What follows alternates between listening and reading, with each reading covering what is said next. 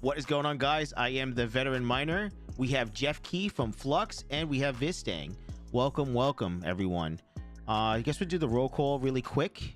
Greater Good Mining, Nick Riley, Overboard Tech, Ben Havrilla. I'm so bad with names. Gaming with Smokey Dan, The Travelers. I said Overboard Tech. Edible Zebra, Mass Boost, Kyle Rosa, Hereby Service, Burn, Hawk Crypto Mining, All set. Names. Yeah, a lot of names. Crypto Frank.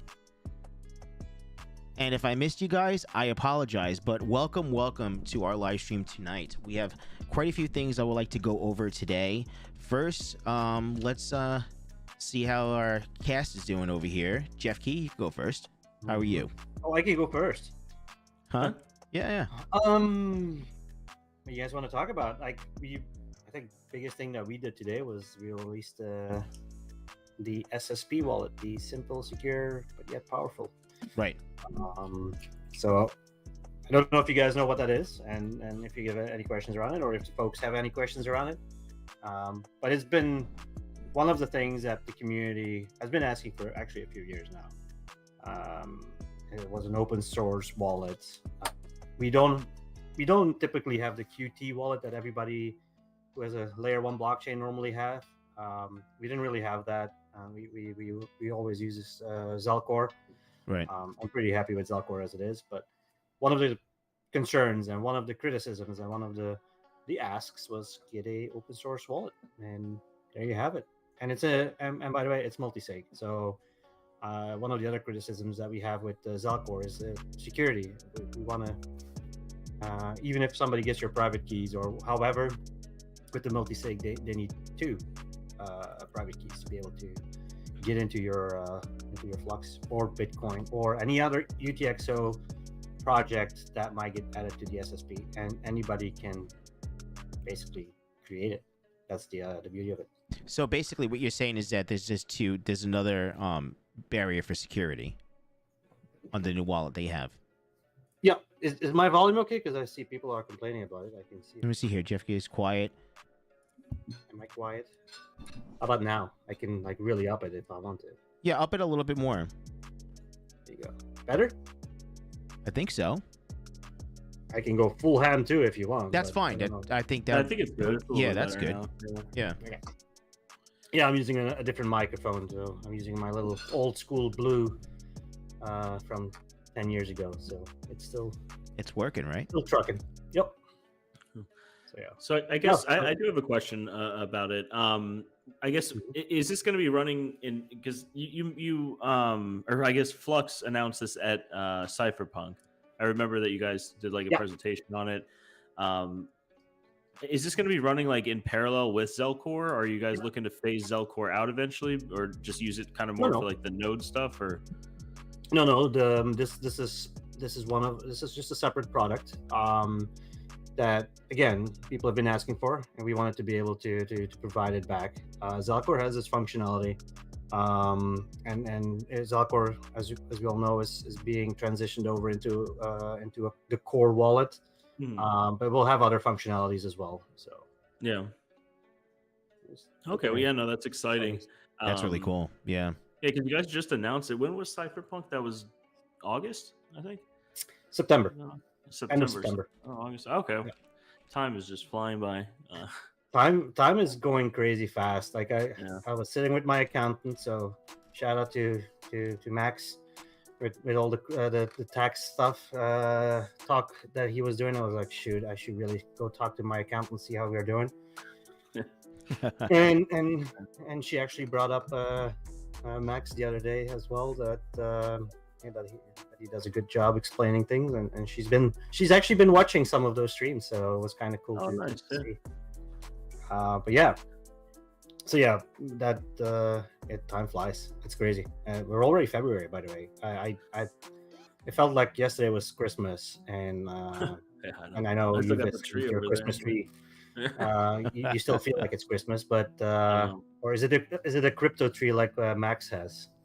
I don't know. It's a Christmas tree, or a festive tree. I don't really. I don't know. It's sparkles. I didn't put anything in the background here. I got my little T-Rex and photo of my dog, but I figured, I'll just throw that right there instead of putting it away for the holidays. I'm just gonna use it as background for a little bit. So I got to get it cool. But you got the cool like screen right there. You got the Groot and Flux and everything, and Dave's got it. Yeah, my kids are just. I got like multiple Groots at this point here in the office. So I had one, the Lego one, and my kids think that I'm a big fan. Maybe I am a little bit of a fan of the Guardians of the Galaxy. You got the vinyls and all that, so yeah. That's funny. Groot is cool, man. Yeah, I have a question about Flux Core actually, because I was talking with Sure. I think Jarrett or Mining King the other day. Is the current benchmark for AI? It only takes into account one GPU. Yep. Yeah. Is there plans to change that? Oh, absolutely. Yeah, no, that doesn't stay like that. That was just to get going and get a feel of it. And see what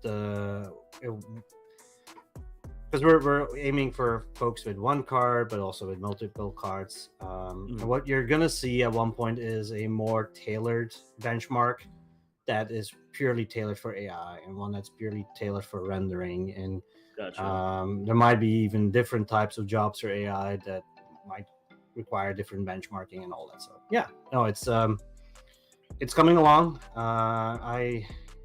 We were talking the other day, and I was able to play with Flux Edge for the first time, like from A to Z. So from standing up my machine, going on the marketplace, launch a dab, and then see it being stood up on my end, which was pretty cool, and then actually go into it and start playing with it. So it's pretty cool. We're getting really close now, and then as soon as we get comfortable with it, we'll let everybody enjoy it. Nice. Yeah. Is I guess going to be the beta, right? Like a transition from the alpha to the beta. Yeah. You guys have like a firm date, or I'm just kidding, but like a we range? have internally a firm date. Yeah. And I'm not is gonna that? put that public like Dan, because then Where is Dan? I'm about to call him, see what that date is. you want me to call him? But no, What's if I let Dan go loose, then Right. we end up with a date, and then and I'm gonna get like an entire team strangling me. Why did you let Dan put that date out? So no, there's no date just yet. But it is soon, though. It is really soon. How about an idea? Maybe within 3 months? Quarter one. Quarter one. Oh wow. Okay. That's good. Soon. You got. That is soon. That's the end of March. Yeah. Yeah. So. What would you say the biggest difference between alpha and beta will be? Well, you won't really notice it, because I don't know if you guys have the software installed, but like every week we do like a full update.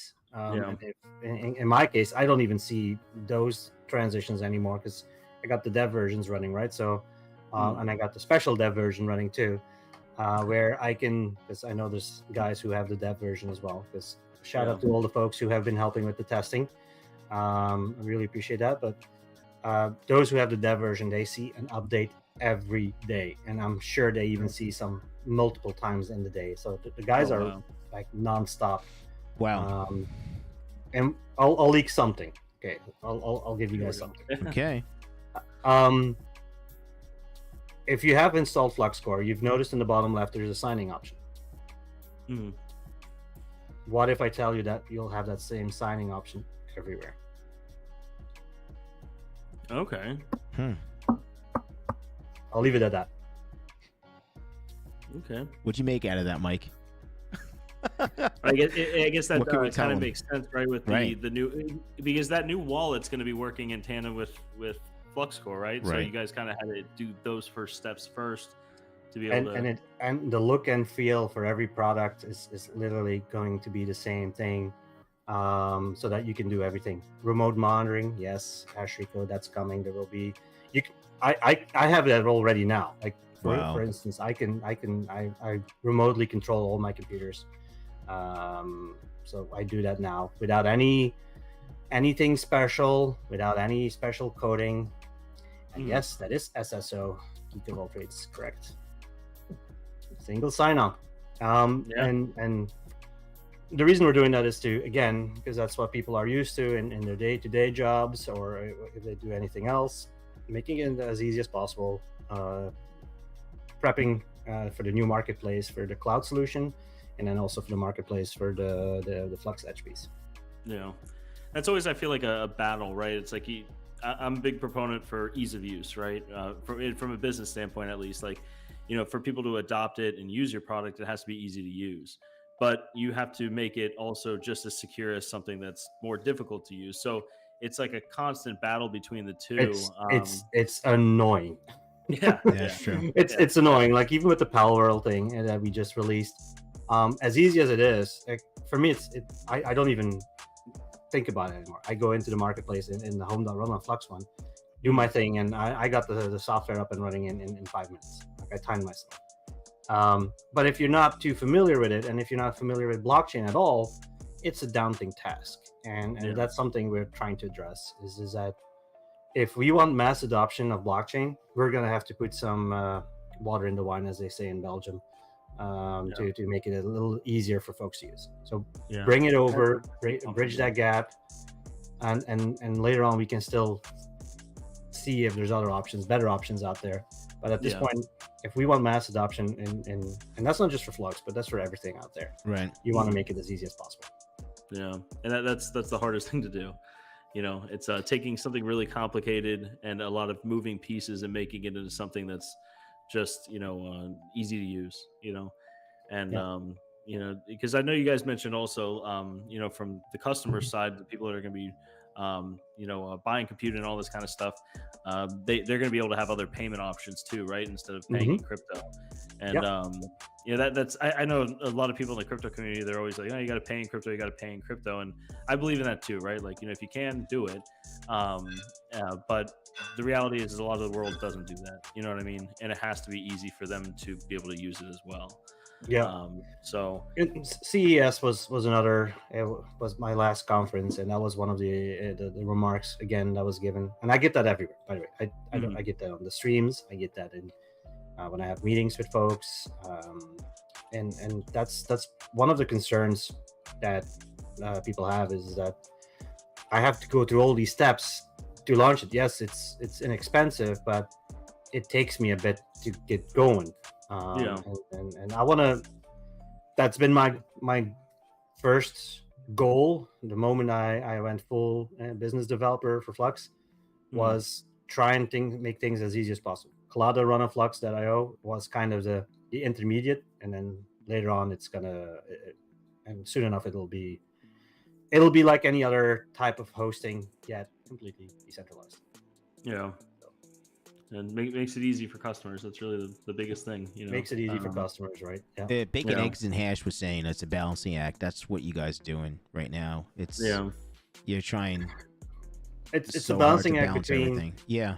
like folks saying everything on the blockchain, and folks saying, well, it's not easy. Like, we need, and it's like, okay, where do we go? Like, if I were a true believer, I would say it's good as it is. And you go to home.run on Flux. You log in with your Zalcore wallet or another type of, I think we do MetaMask and a couple others. And that's it. And you pay with the crypto and done. Wow. But then you're not going to see much movement in the next few years. I'll guarantee you that. So yeah, it's always been such a roadblock for any blockchain project, I think. Yeah, anything out there. Right. How do you get to Flux? How do you get your favorite token that your favorite project uses? And you have to go. Like, I literally was talking with my brother-in-law, and shout out if he's watching, because I know he has the early morning shift in Belgium.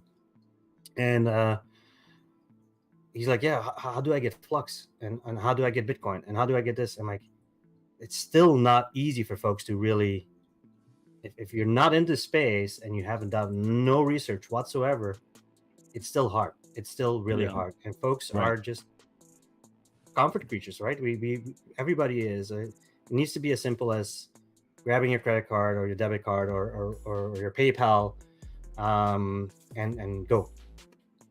Yeah. It even offers you. You don't even have to make a choice almost. The moment you get to that point and you can tie that back to your blockchain, which we have, where it'll buy the Flux, because I know some people are concerned about that. If I use a credit card, how does that work? We still need the Flux to settle on the blockchain for your application to run.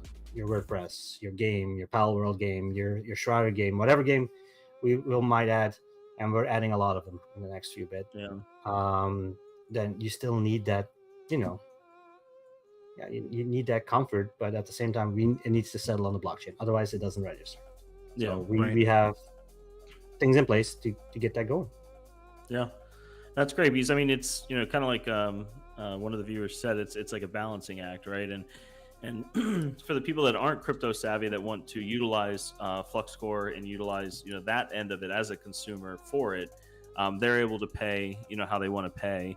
And then the providers, the people that are hosting these machines and on the network that are going to be rented through it, they're going to be paid out in Flux, right? So they're still using the utility just how they want to use it and they're comfortable with, and then the other side is using it how they want to be comfortable with, and you guys are kind of like the intermediary that connects the two, and that's huge, so super exciting. So we have big things coming soon then, basically, from Flux.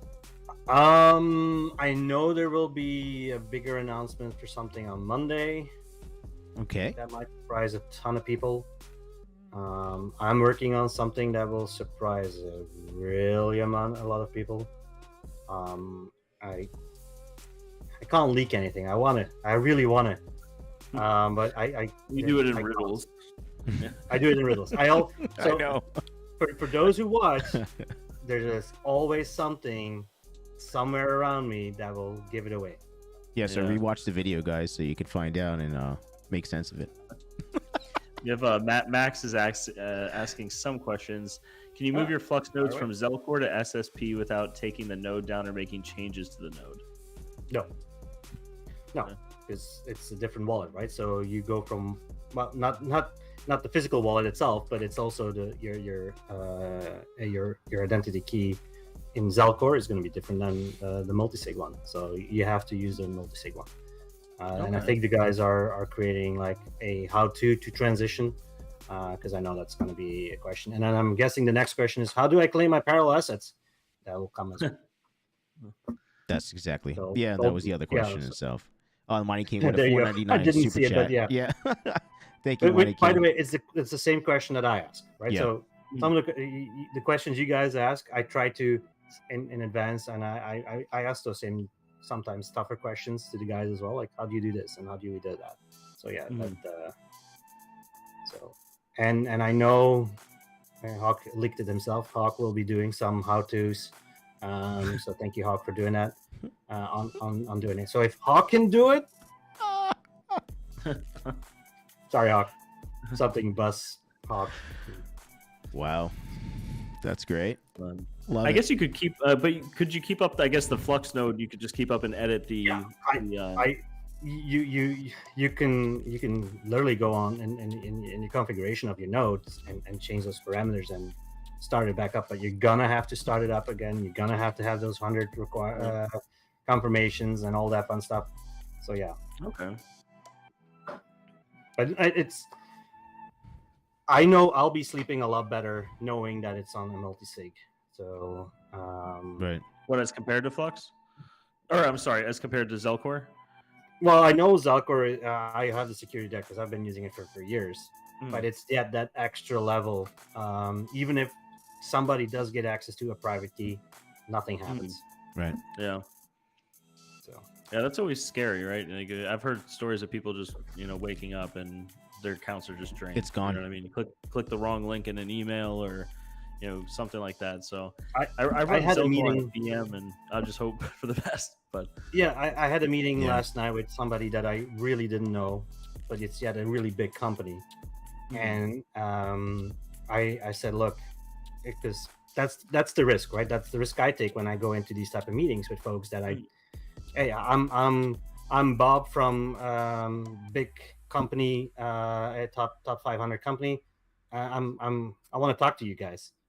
Yeah, I can go on his LinkedIn and they can make it all look fancy and like some of these hacks that happen these days are so well done for real, like it makes me so paranoid. Like I'm like, okay, I'm gonna open a incognito window on a different in a VM so that I can join in, but they can't do anything else. So that's how I join calls sometimes these days. To show how worried we are and how serious we take security. So that's great. It's crazy how intricate all these are. Especially with the language models with the voice kind of creeps me out a little bit. There's some language models out there where you can learn you, and it can you say I think you read like a paragraph or two. Like it's a lot of words, a lot of different you don't need as much. A few seconds is all you need to really get something. Oh yeah. Like we actually did it at, did we not show you guys at Cypherpunk or no, that was actually part of the demo. But at Cypherpunk we had Dan's voice and we only had a small clip it. I think it was like 10 seconds. And we had Dan do an entire spiel on how he loved gardening and stuff. So not even technology wise, but completely separate thing. Wow. And that's the scary piece. Right? So, and it's just going to get better and better, And, so even today, when I answer the phone and it's a number I'm not familiar with, and it's on my personal, for instance, I just answer the phone and I don't say a thing. Yeah. Just so that I know nobody's recording just my voice, because they can get away with hello and this is my whoever, and that's enough sometimes to trick you and or grab your intonation, your language model. It's scary. Yeah, it's nuts. It's like you're just always worried about data, now they're making data out of voice. I mean, they've been doing it with images for a while, right? But and now they can just watch me on YouTube. Cape is absolutely right. So they and that's what we did with Dan's voice, right? But that's the scary part. And that's also why we still think mayhem is so important. I was browsing through Twitter, which is always an interesting experience. But I was watching, the greatest minds on Twitter. Yeah, but I was watching what's her name, the European bank lady, and I was like, is that fake? Because she's talking about CDBCs, and I'm like, that would be really well made, but it made me think like it must be fake. She can't be really serious about this. Yeah, this was unfortunately not fake. I wish it was. It's hard to tell sometimes now with politics. It's like it is. Yeah. And so I guess, did you guys officially announce the Project Mayhem? No, there's no timeline for that just yet. Okay. We're working on that, but that'll come after we do the full release. There's a lot of things already on the go, and I don't want to split up the guys. Spread hiring any new developers at the moment, so we got a lot of stuff. I'm guessing it's something with AI though, right? Like Yep. So yep. Okay. Yep. But I'm working on it. So from a business dev side, so I'm looking at folks who do similar things and see if we can work together in this space. Nice. But, yeah. That's awesome. Yeah. Well, I got a lot of info from Jeff Key today. This is nice. It's been a while. I know it's been a while. I was actually thinking the other day, I'm like, I haven't been on a stream for ages now. So yeah. No, it's been a long time. We know you guys are busy, so I know you guys are doing a lot because we see all the updates, right? And in Discord, and then we see all the I see the Flux nodes. I check them every day, and it's like, oh, there's another update. So I know you guys are doing a lot in the background. Yeah, behind the scenes, there's a lot going on. You guys are doing, so it's a matter of it's going to show pretty soon. So that's really cool. Well, and then there's also the ad hoc things that happen, right? So I had one of the guys, I think it was 2 weeks ago, when this Pal World game launched. Mm-hmm. I have no idea. I barely have time to play any games. I think I've done the most gaming in a year now. Trying to find Pokemon type of things. Or sorry, I can't say Pokemon. Pals. Pals creatures that look like another thing. So I haven't. That's the most gaming I've done in a year now, and trust me, it's a fun game. But yeah, one of the guys came on a Friday evening. He's like, "Hey, this new game is launching, and they're struggling with servers. Can we do something?" I'm like, "All right, let's do it." And so there was no real Dockers at that point. So that was all still in the making. And yeah, I started it. Of course, I broke it. I found the bug. So I had developers looking like, Davey, what did you do again? Like, leave it to me to break it. So I found the bug. It was something simple, and it's something nobody will really find. Leave it to me, of course, to find it.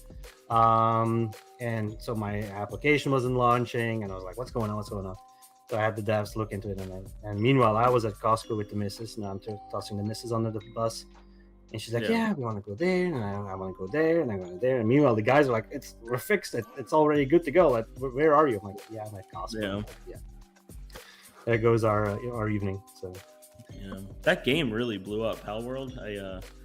I was looking at, I think they have 17 million players at the moment, which is nuts. Like something crazy. When I first saw it, I was like, oh, it's like I watch some of these YouTubers that do, like, they comment on what's going around in this industry, and it looked just like a Pokemon game, and I'm like, no, it's a PAL. It's a PAL. I know. But then I was like, hey, this looks so close. Didn't they use AI to like learn all the different Pokemon that are out there, and it just generated new models? I wouldn't be surprised.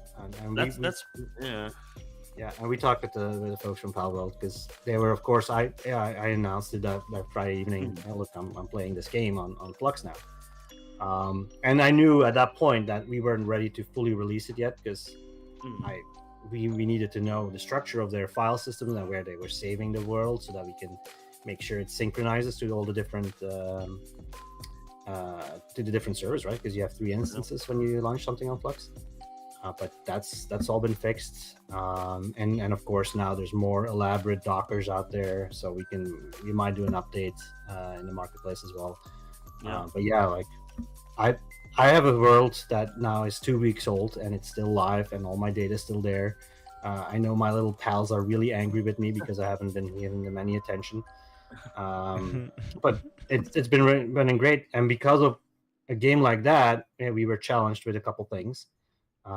WordPress was because of WordPress, we were basically ready to do something like this, and with the synchronization, primary to standbys, that's all done. And now it's live on the marketplace. We have 4 flavors where you can create like a small one, and all the way up to a 32 player server.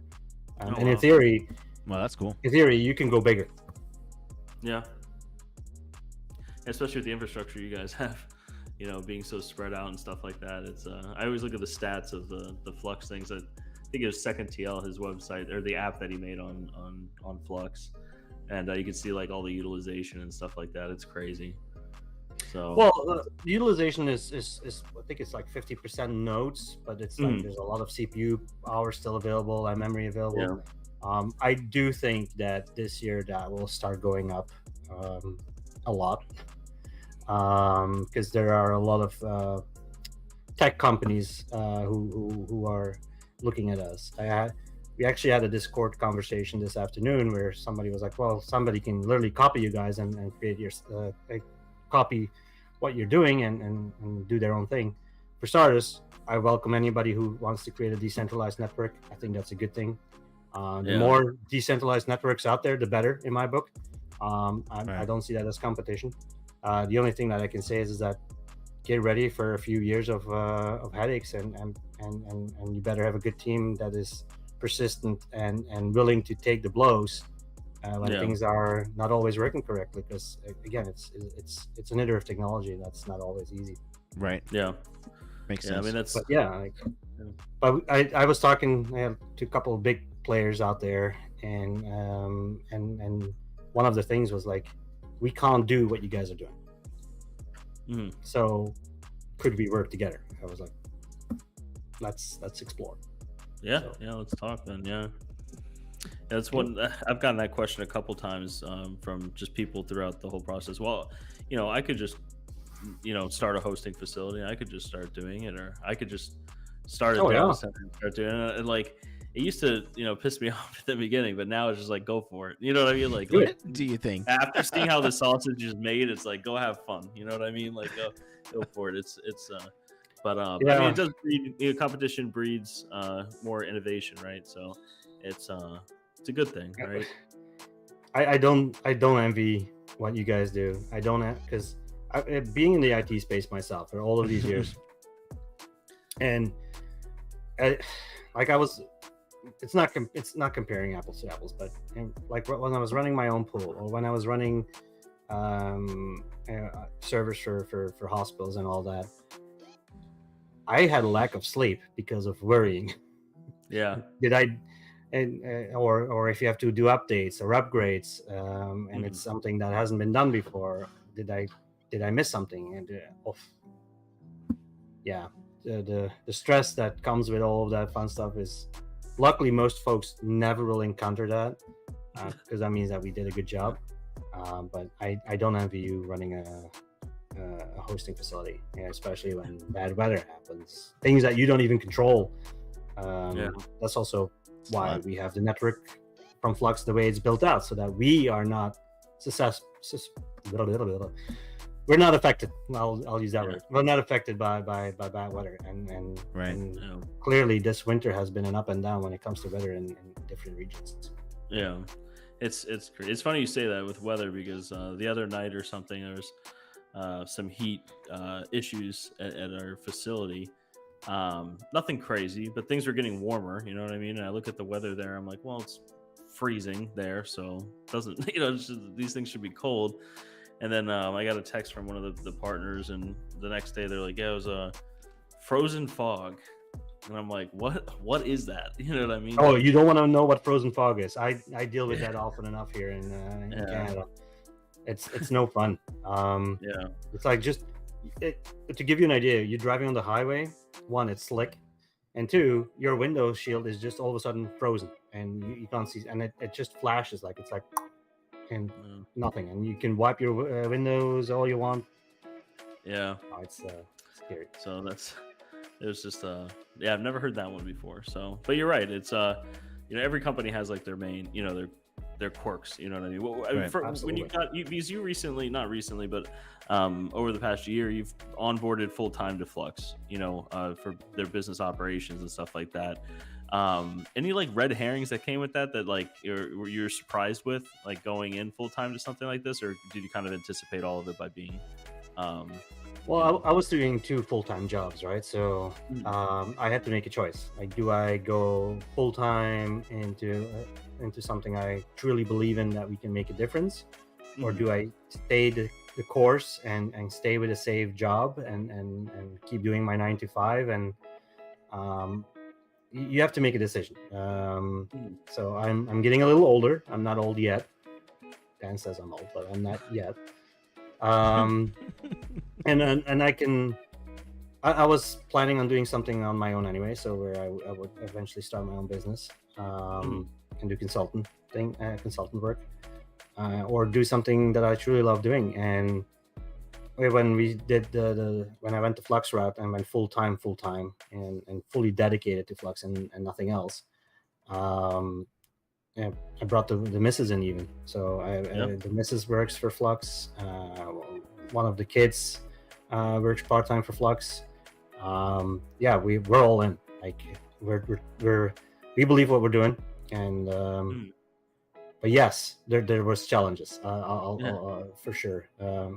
Running your own business, finding a good accountant, finding an accountant who's willing to work with you, even though you have a lot of assets in blockchain projects.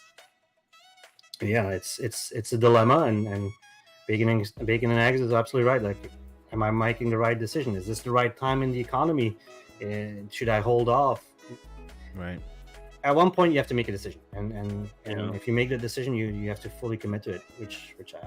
And by the way, I'm still good friends with the folks I left, so I'm even still working with them on certain pieces going forward in for the next year. Okay. Was there? I'm just curious. You don't have to answer this question, but was there like a turning point where you just flipped the switch one day? Like, did something happen with Flux that made you just say, you know what, like, I'm going full time in this? Well, it was so primetime. We wanted to roll out primetime, and I know Scott is on the call, but we were in, I think it was Bitcoin Miami, and I was taking my own vacations, right? So I was taking vacation time to be able to go to these conferences, and I was like, if I have to do this more often, I'm not going to have a lot of vacation left, so I'm going to have to make a choice here how I want to do it. And then yeah, it's Okay. and it's a good thing. Like, not being in a comfort zone is actually a good thing, because Yeah. if Right. it makes you push and push for the next thing, and push you to the limit, which is not a bad thing. And I think I it, agree. as a whole, I think it helped Flux. Mm-hmm. It helps the community. Being able to dedicate all the time on the useful work, finding partners, laying out the groundwork for these partners. Yeah. Because it's not as easy as saying, "Hey, yeah, I'll throw something silly out there. Hey, Amazon, I'm going to use your server. Now we're a partner, right?" I'm like, that's not how that works, right? So you have to Yeah. really work at it. There goes a ton of Right. time over this, back and forth, delays on their end, delays on our end, things we can do, do, legal pieces. There's so much. But I love what I'm doing. I absolutely love it. Like, I got the opportunity to go to Dubai for on an invite from KuCoin. So shout Oh, out to nice. those folks. That's really cool. Yeah, that was something else. But then that Dubai trip has created opportunities that will come to fruition soon enough. CES has created opportunities that will come to fruition soon enough. And everybody is gonna benefit from it, and some might see that as a big shocker for some of these things.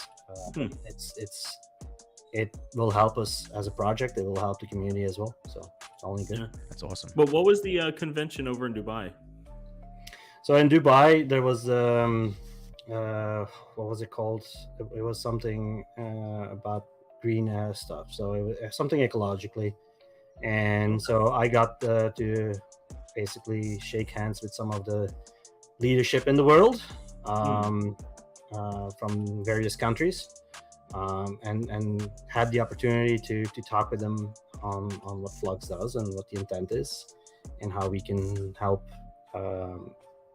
governments, but also education pieces, how we want to tackle the AI piece, because that's big in Dubai, and reuse older hardware and see where we can fit that in.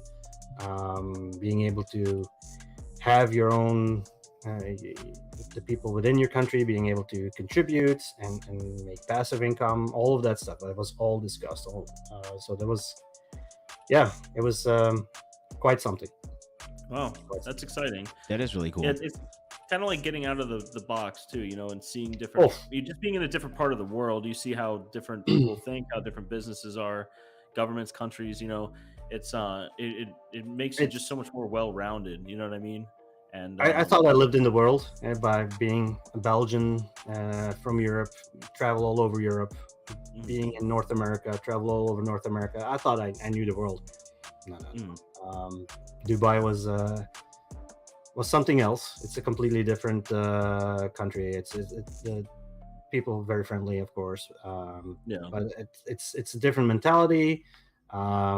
East meets West for real. There's but also the hunger there is different. Like they want the hunger for technology and the knowledge, and it was quite something else. Because I feel like they have a lot of or not a whole lot of limitations, right? Because Dubai is a new city, it's a new area, it's all new, and when things are new, it just it's people want to keep that going. They want to keep the ball rolling on stuff. And, right. I think they have a couple of dollars over there to spend on stuff like this too. So it's it was quite something. The money that's present over there is next level. I'll be very honest. It's I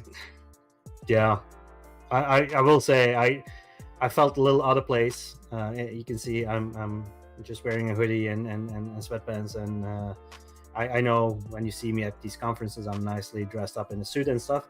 All the time. I was still a little out of place there. Really? I'm just the farmer kid out of a small village out of Belgium, and trust me, I never envisioned myself being able to shake hands with ministers and first ladies and all that fun stuff. So it was something else.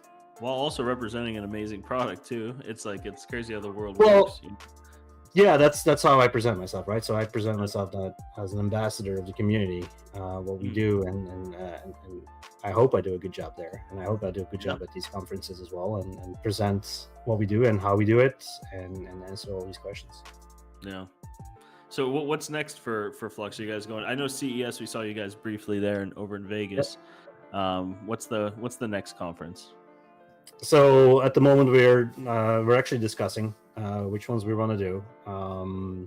So one of the things with the Dubai thing is like, look, we need to step out of our comfort zone and tackle conferences outside of Europe, outside of North America. Okay. So I think we will do something in Dubai. We'll probably do something. I think Singapore was one of the ones that we had checked off. So there's a couple that we want to do. We'll still do the ones in North America. So SC 2024, CES 25, because we have already had our CES now. We might not have a booth at all of these things. We might just be in person and just do networking. But yeah, there's so much in the pipeline that the business team is working on. And I've handed some of it over already to the folks who do the marketing, and we'll see how that all plays out. So what the next conference, do you know when the next conference you're going to be at all? No. I will be at something that NVIDIA organizes in April, I believe it is. I think I'll be doing something in March. I can't disclose what that is. So there's a couple things. Okay. We have Cypherpunk. I'm not sure if I go to the Bitcoin conference this year. Mining Disrupt, we will not participate. We might have somebody go there or a small team go there, but I don't think we'll have a booth there this year. Okay. Because and that's more of that's my doing. So I'm sorry, folks. But I do want to, because these things, they're not cheap. Right. They are really not cheap. And Mining Disrupt was a little too much personally for what we got back from it. So yeah, we have to be. I'm still partially Dutch, so I am a little shrewd when it comes to money spending. So I'm trying to save money where I can. And if I can split a Flux up in two, I'll gladly do it and do 2 conferences versus 1 kind of thing. But yeah, it's not cheap and time consuming as well, because if I go and I take Alex with me and I take or one of the other guys, that's almost a week that's gone, right? It's not like you can do much when you're at these conferences. You can keep up with some of your email, but you're not getting much work done for real. It's morning to evening, and then often enough there's then these after parties and after things that you have to go to and attend and represent, and yeah, it's tiring. And then the week after you're like, okay, back to the grind, but it takes a bit to get going again. It's so I'm being picky what I want to do, but definitely there's one in Paris that I want to attend. There's a couple things, and then we have to get see what we want to do with Cypherpunk as well, and how we want to organize that this year. Okay, but Cypherpunk is still a go for. It's for me. It's I put it in the freezer for now. I'll be very honest, because I want to. I'm not sure where I'm going to fit it in. Like, it depends on the conferences that we're going to do, and as soon as we figure that out, then we can see where we fit it in. Okay. And then we also and it might not be as what we did this year, but it might be a little bit differently formatted, where we basically do something with somebody else, and where we do like an after party kind of thing, where we actually are the after party for Cypherpunk. I don't know. The format hasn't been decided on. The focus has not really been on Cypherpunk. I'll be very honest. There's a ton of other things that we have to focus on and get going. Yeah, you're balancing so much. You know what I mean? It's like So many things it's hard to going on. put thought into like projects that are down the line, much less and events and stuff like that, right? So Right. Yep. it's a lot, especially with everything. You guys just had you just the wallet. You know what I mean? And you're like you said, you're pushing updates every day for Flux Core and Well, stuff like that. And just to give you an idea how busy I am, I think a couple of months ago, where I think it was Hawk and Hobbyist Miner, where you guys were saying, like, doing an announcement on free hosting on Terra, whatever, or giving away hosting or something.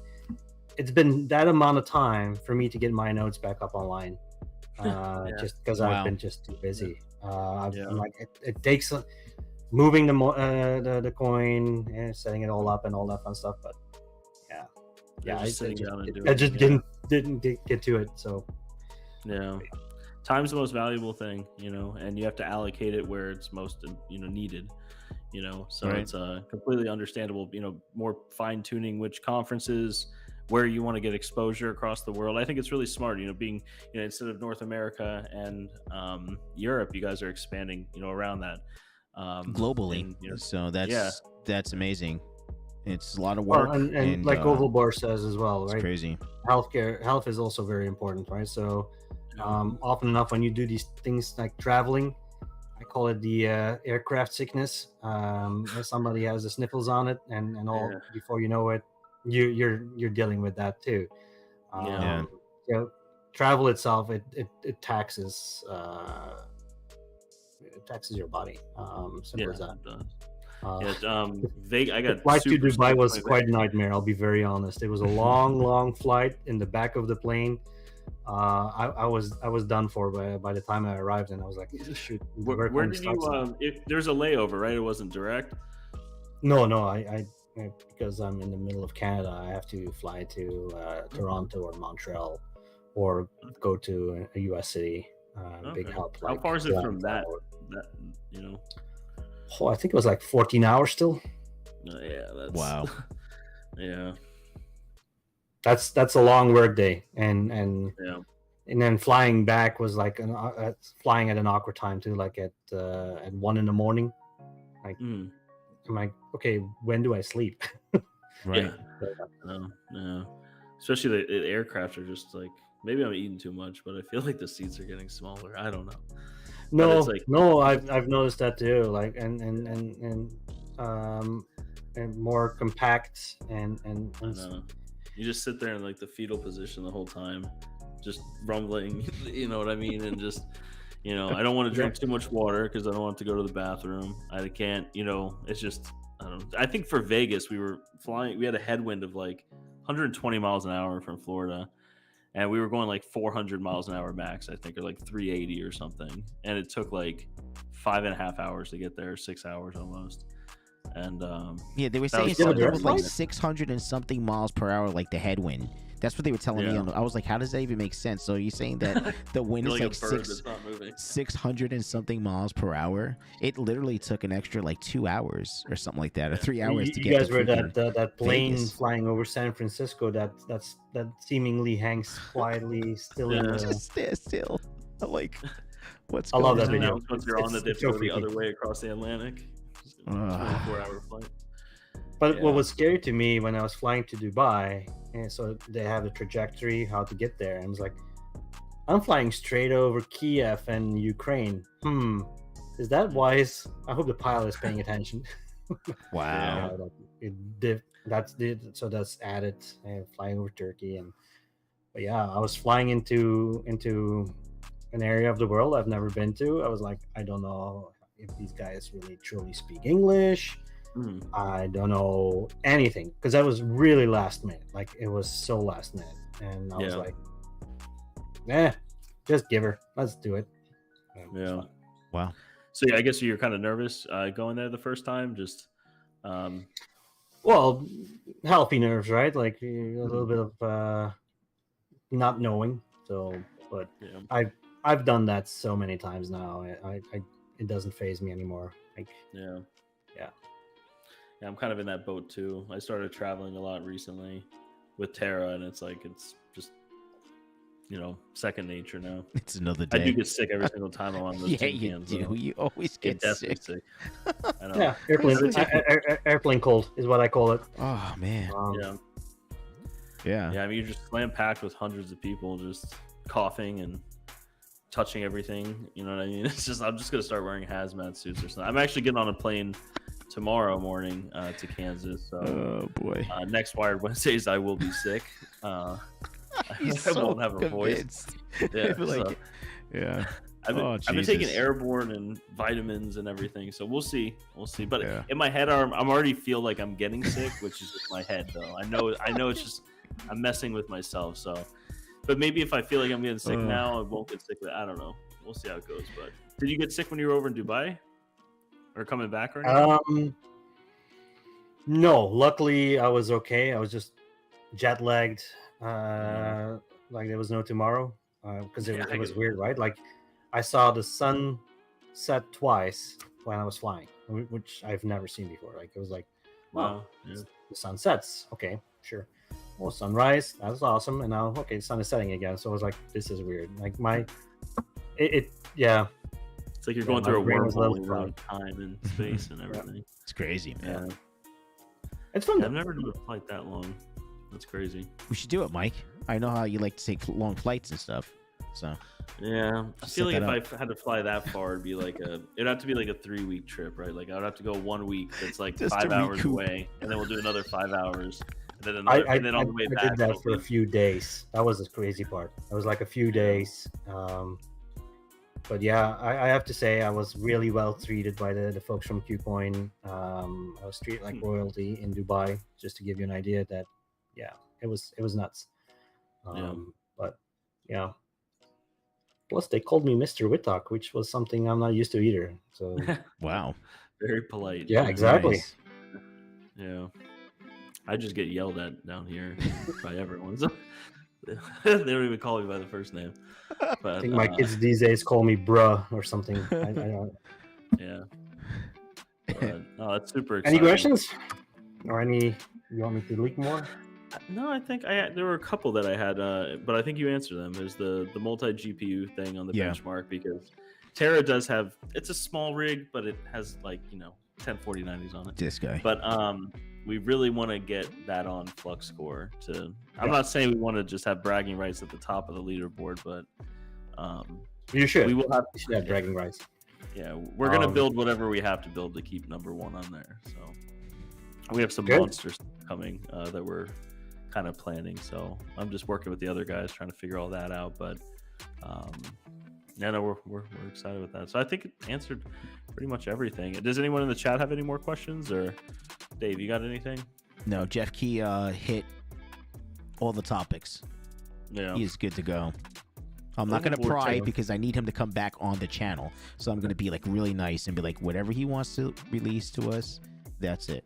We haven't seen him in a long time. He's been really, really busy, and he took this night to hang out with us and give the chat some info, and I really, really appreciate it, Jeff Key. Thank you very much. Anytime. Yeah, no, thank you. It's always a pleasure, man.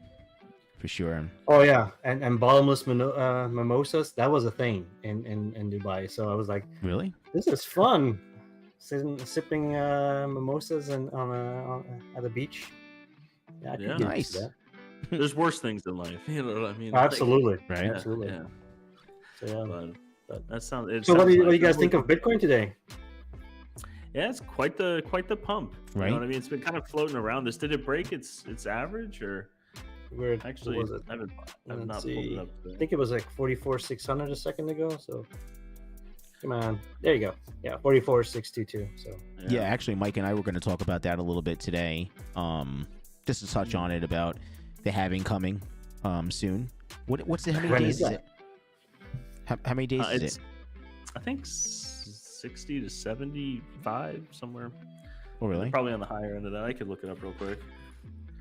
So I expect the price to keep going up, I guess, for at least till the halving. Yeah, the halving's always interesting. What are your predictions with it, Jeffy? What do you think? What do you think it's good? Bitcoin's going to go up? Do you think it's going to carry the whole market with it, or do you think it's going to be an anomaly and not do what history, what's some of the past? It's a good question. it seems different these days. Like I know blockchain itself seems a little different. So it's around 80 days.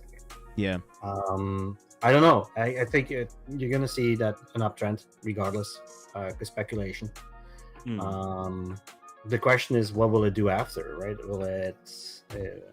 Is it an event where basically after the halving is done and it was successful, nothing bad happens, and then what happens then? Will it go down and then go back up? I don't know.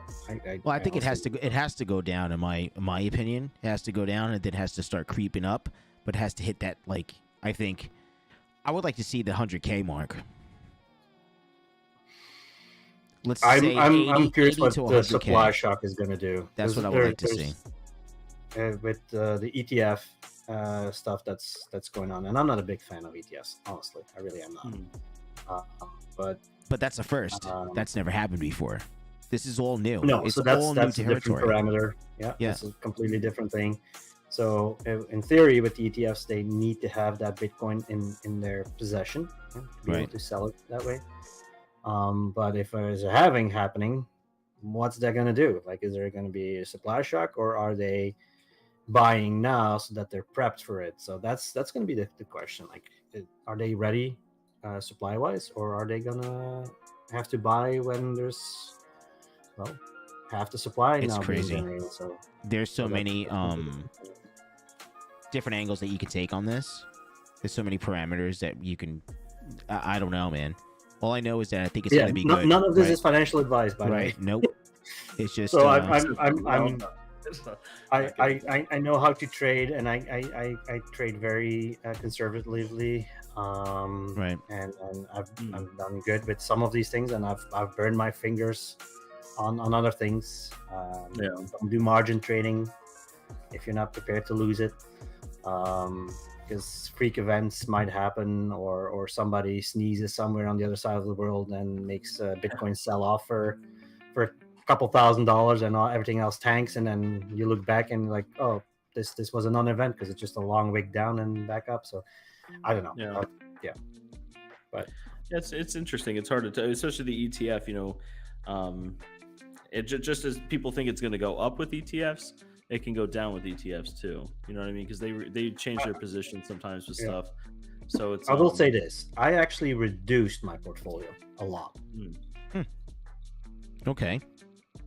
I mean, so I know a lot of folks are buying a lot of speculative things. I actually went the other route. I actually reduced my portfolio to 5 of them.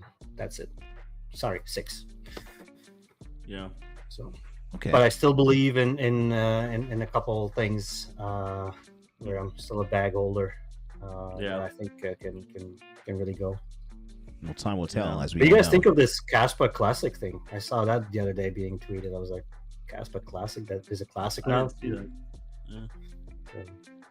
Yeah. I see it. A lot of things going on.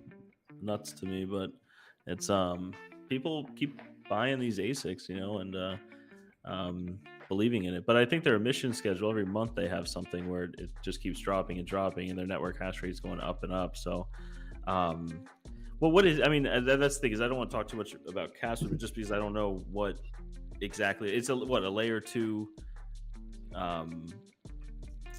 What is it? Not even yet. But it's just fast transactions, right? Like extremely fast. That's for now all it does so far, I believe. Yeah, and then But I saw the classic one. I was like, "There's a classic already? What happened?" Yeah. Like, I know there's a couple forks, and I don't know how these forks are doing at this point. I think they. I haven't. Really What was it? Carlson bumped, and then Carlson was one of them. Yeah. I mean, I never had an opportunity to find out what my Carlson would do, just because someone got into my wallet and took it all. They transferred over to XRP, and so it's not traceable. So it's fantastic. I mean, you got people out there that just know what the hell they're doing. Good for them. You're on the most secure exchange in the world, Trade Ogre. Yeah, my God, dude. I mean, what are you supposed to do? That was the thing. It's just like, it was only like a Trade month. Ogre. It was only not even 30 days. Every time I log into Trade Ogre, it's like going back in time in crypto time, where like Yeah, it's like the Wild West almost sometimes. It is a Wild West. So it's just like, Yeah. whatever. I mean, I lost. Love hate with trade. I think I lost like $45 or something like that. I was pissed though because I felt violated. You know what I mean? Like, I felt more violated than anything. I'm making a video. That was my Christmas tree freaking rig. You know what I mean? I have videos on it. And I'm like, I was so proud of it. And it's just like, yeah, by the way, guys, this thing does no good anymore because he took all my money. So I was like, Do you know what happened? Like, do you know? No, it was just like, I was like, where is the money? I was like, it shows that it's depositing. I'm like, okay, the wallet's there. Yeah, I had 2FA too on Trade Ogre, so I don't know what the hell is going on. But it was someone who was taking it and transferred it over to XMR. Yeah. And I always had to use my 2FA, so I don't understand like what happened. I've always went on the Trade Ogre website directly. Like I never did a search for it or anything like that. You know what I mean? Yeah. So I just keylog it maybe or something. Who knows? I don't. Yeah. At the same time, because the day that I was trying to log in and verify, it wasn't. It was saying like there was something wrong with it. You know how Trade Ogre has problems 90% of the time when you try to get into it anyway. So it's like it was having problems, and I was like, okay, I just can't get into it. And then I waited a couple of days, and that's when that deposit happened. Like they transferred it over that day, took all the money and just transferred it right over. Yeah, that sucks. So while I was key logging it in, maybe someone was on there looking or something. You know what I mean? Yeah. I don't know. I even have a VM just for Trade Ogre now, because I still use it to convert some stuff. You know what I mean? But I don't trust it. I guess now. Someone, Hatrico said maybe a stolen token from the browser.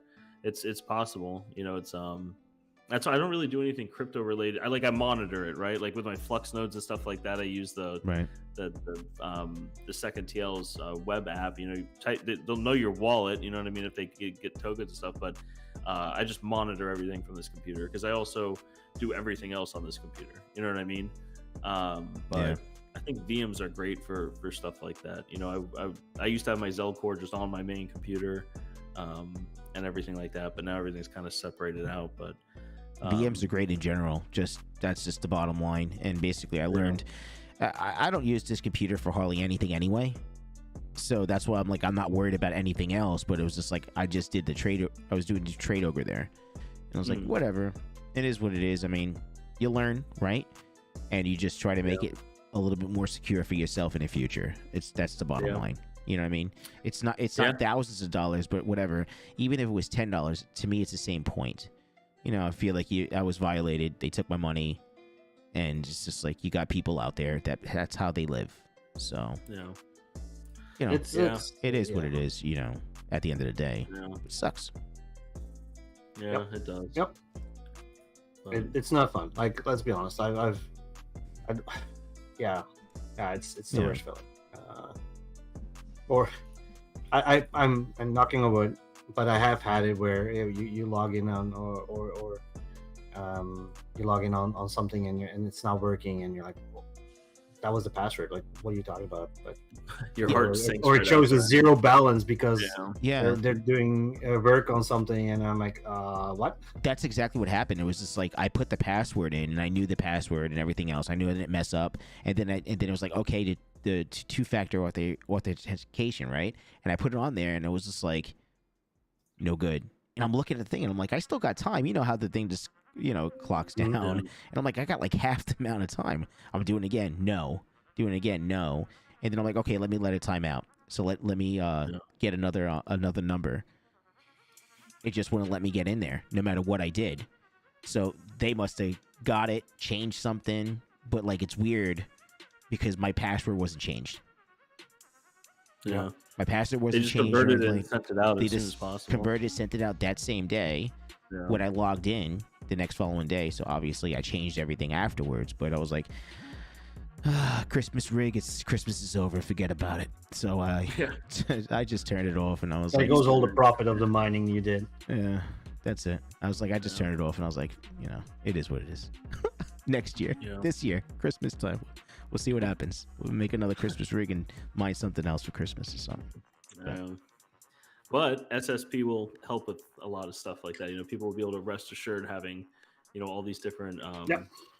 verifications to be able to get in. So I'm gonna definitely try that out and give it a go and everything. Yeah, you get a notification if somebody's using your wallet, for instance, by the way. So if somebody does try a transaction, you get a warning saying, hey, do you approve this?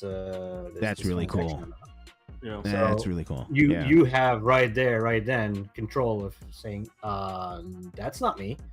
So at that point, you know something's compromised, and you're in control to move it away to something else, right? Nice. That's really cool. But we have that for Bitcoin and now for Flux as well. So yeah, it's scary that we have to do these things, right? Like I've had it in my bank accounts. Yeah. That's the thing with crypto. I know we were talking about like ease of use with with people, but it's also trust, right? So it's people need to be more comfortable transacting crypto, storing crypto, and things of that nature to really adopt it. Because no one really worries about their money at Chase Bank. You know what I mean? Because let's be real, if that money just disappears, it's insured. You know what I mean? Like it's kind of like Chase's problem, right? To deal with it because they're lending it out and stuff and making their money on your money. So you never really worry about that. Opening up your bank account and just having money missing. I guess with wire fraud and stuff maybe, but with crypto, it's been a big problem. I've had once a phone call. I was in the middle of meetings and I was constantly getting this phone number. And I was a number I didn't even recognize. It turned out it was my bank trying to call me. First of all, I picked up and I was like, "And you're the bank for real?" Mm-hmm. I'm not giving you my credit card number.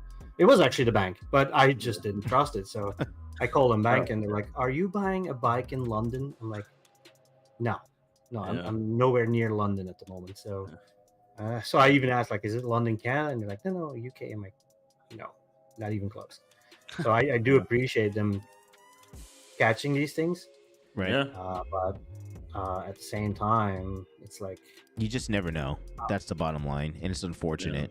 Yeah. And we all have to try to be as secure as possible. But at the end of the day, I just really think that if someone really wants to get your stuff, they're going to find a way of getting it, right? And you're just going to be, unfortunately, that small percentage that has been hacked or someone has, they did something or got a couple of dollars out of you or whatever the case may be. Because that's what people thrive on, the bad people out there. Diversify around, you know what I mean? Like keep a little bit here, keep a little bit there. Because I've been thinking about that too with Flux Core. I have, Flux Core now and I run a couple different nodes on there. And I was even thinking of maybe splitting it among, 5 different wallets, 5 different accounts rather than having it all in one. I do the same. I do spread it out. I have a small device. I think it's called a B-Link or something like that. That I completely formatted because I didn't trust the install on it. Because you don't know where it comes from. Right? It comes preloaded with Windows. I'm like, that's nice, but gone. What's running in the background? Yeah, you don't know, right? So it goes through the motion of getting everything set up and all that, but I didn't even trust that. So I guess I've become a very paranoid person at this point. But yeah, like it's not connected to the Wi-Fi. But I even went as far to and that's a lesson for everybody out there. Think about after you're gone as well, because you can lock things down, but make sure your loved ones can get to it when they need it, right? So that's true. So in my case, I have that. I even have private keys in my will that is basically being managed by my lawyers. So like it's important to keep track of these things and think of your security, but also make it secure for the future that comes after you, so that they're not like in a situation where like, I know I have X amount of Bitcoin, but I can't get to it because he never wrote it down, or you don't know where he kept it all. So make sure you take care of that too. Definitely. Yeah, no, it's very, very true. Yeah, I'm sure crypto's lost every day, probably now like that. You know what I mean? Oh yeah. From things being off of exchanges and stuff like that, people aren't going to be able to get access to it ever. So it's important to think about that. Absolutely. So, Well, But you also don't want to save your seed phrase on a will that's saved in your Dropbox. You know what I mean? So it's like, where's the? yeah. It's you got to just be smart about it, right? Bury everything in Oh, your backyard. Mining King has a great Look at that. crypto vault services right there, so he keeps it all safe for you. Mikey, thank you for the $2 super chat. So he says, RPM Crypto Vault Services Inc. We keep it safe, bro. Wow, that's nice. It's a good motto. I like that. But you're your own bank, so yeah. If you're happy with just storing it in a notepad on your desktop and you think that's safe, well, then you do you, and see what happens. If you don't believe in 2FA, then again, you do you. Connect it to your cell phone number, and I mean, I had 2FA, and look what happened, right? So it's just like, it's crazy. It's nuts. I never thought, million years I was like, who the hell wants this, like $45, $50 or whatever. Like, it's not a big deal. Just keep it in there, and when I decide to do something with it, not a big deal. And I didn't check it for like a month. I didn't care. If that guy can do it in 1,000 times, not $50. That one time, adds up, right? That one time I went to go check, it was done. Maybe I should have never checked it. Yeah. Like, what the F? But maybe he'll send it back one day. I'm sure he regrets it. I'm sure he feels bad. So Crypto Cred saying we should have a discussion about UTXO management. Example, people with tons of BTC UTXOs will get wrecked when they try to send it when the network is busy and BTC price is up high. Interesting. Yeah, because people, that's kind of Craig. That's when it's like people are what's it called? Is that just with the new Lightning network? Is that what it is? Where people are loading up like the I don't know the right terms for it, so I'm gonna butcher it. But me either. That's why I'm not gonna say anything. Yeah, I'm not gonna. Yeah, I know what you're talking about. I didn't know it had that effect though. But well, yeah, what I've seen sometimes is support tickets come in and say, "Hey, I was transferring 50 Carlson to my XMR wallet, and I had to pay X amount of fees on it." Like, sorry, Dave. But people don't always look at the fees that they're paying, and then they're like, I only had to pay $50 and I ended up paying $200. Well, what gives? Right. Crypto sucks. Yeah, but did you see that big amount that the fee was giving? For instance, in Zelcore, it there's a big number there. You can see it very clear. Except people tend to click next, and they get hit with it. Yeah, they get hit anyways. And then it's like, oh, can we get it back? No. Yeah, just call the blockchain, the number. Here you go. 1-800 blockchain. Or the other way, right? I don't want to pay a fee. Put a zero down, and then they're like, well, it's been days now, and I still didn't get my Bitcoin. What's going on? Yeah. No, I always kind of do like the medium one, right? Where I'm like, this is like. But it's not that expensive, the difference between. I guess it depends on network congestion, right? There's some variables. It depends on the network, absolutely. Yeah. And that's kind of what Craig's saying here. A bunch of these small transactions, and then send them as a group. Your network fees gonna go out of the roof. If BTC is high, your fees will be more than the BTC. Yeah. Right. It's pay attention. You're your own bank. Yeah. Just pay attention. That's all I can say. That is what is nice about some of these exchanges, right? Like Coinbase and stuff like that, is that it's easier because they have like their base amount that if it's smaller amounts, they can kind of cover it, but they usually group these things into very large groups and kind of do it like that. So the fees seem relatively low. It's much lower than if you're just sending it, on a software wallet, or Exodus or something like that. Right. You're doing a transaction with Coinbase always seems to be a little bit cheaper, But yeah, no, it's just crypto problems, right? That's what it comes down to. I mean, at the end of the day, that's what the problem is, Yeah. Speaking about crypto, So I don't really transact I have a little video I just wanted to share. A customer sent it to me, and he was really, really happy. So let me see if I can add this to the stage really quick and play it. Hopefully you can hear it. And it's his first video too, so I need to get his link. I think he's gonna try to do some YouTube videos. Hey everyone, thanks for joining me for my first video ever. I wanted to put out a special thank you to the veteran miner. He actually did me a solid by working with me and actually fixing my KS0 Pro. So this is going to be sort of one of those PSAs, what not to do, because I had to learn the hard way. I am running an overclock on this KS0. I finally got it back. I'm super excited because the veteran miner was able to actually take out the old barrel connector, and he put a new 6-pin on here for me. So what I did to try to make sure I'm not going to run into the same type of scenario again, I went ahead and ordered one of the Fruition Designs KS0 kits with the fans and everything.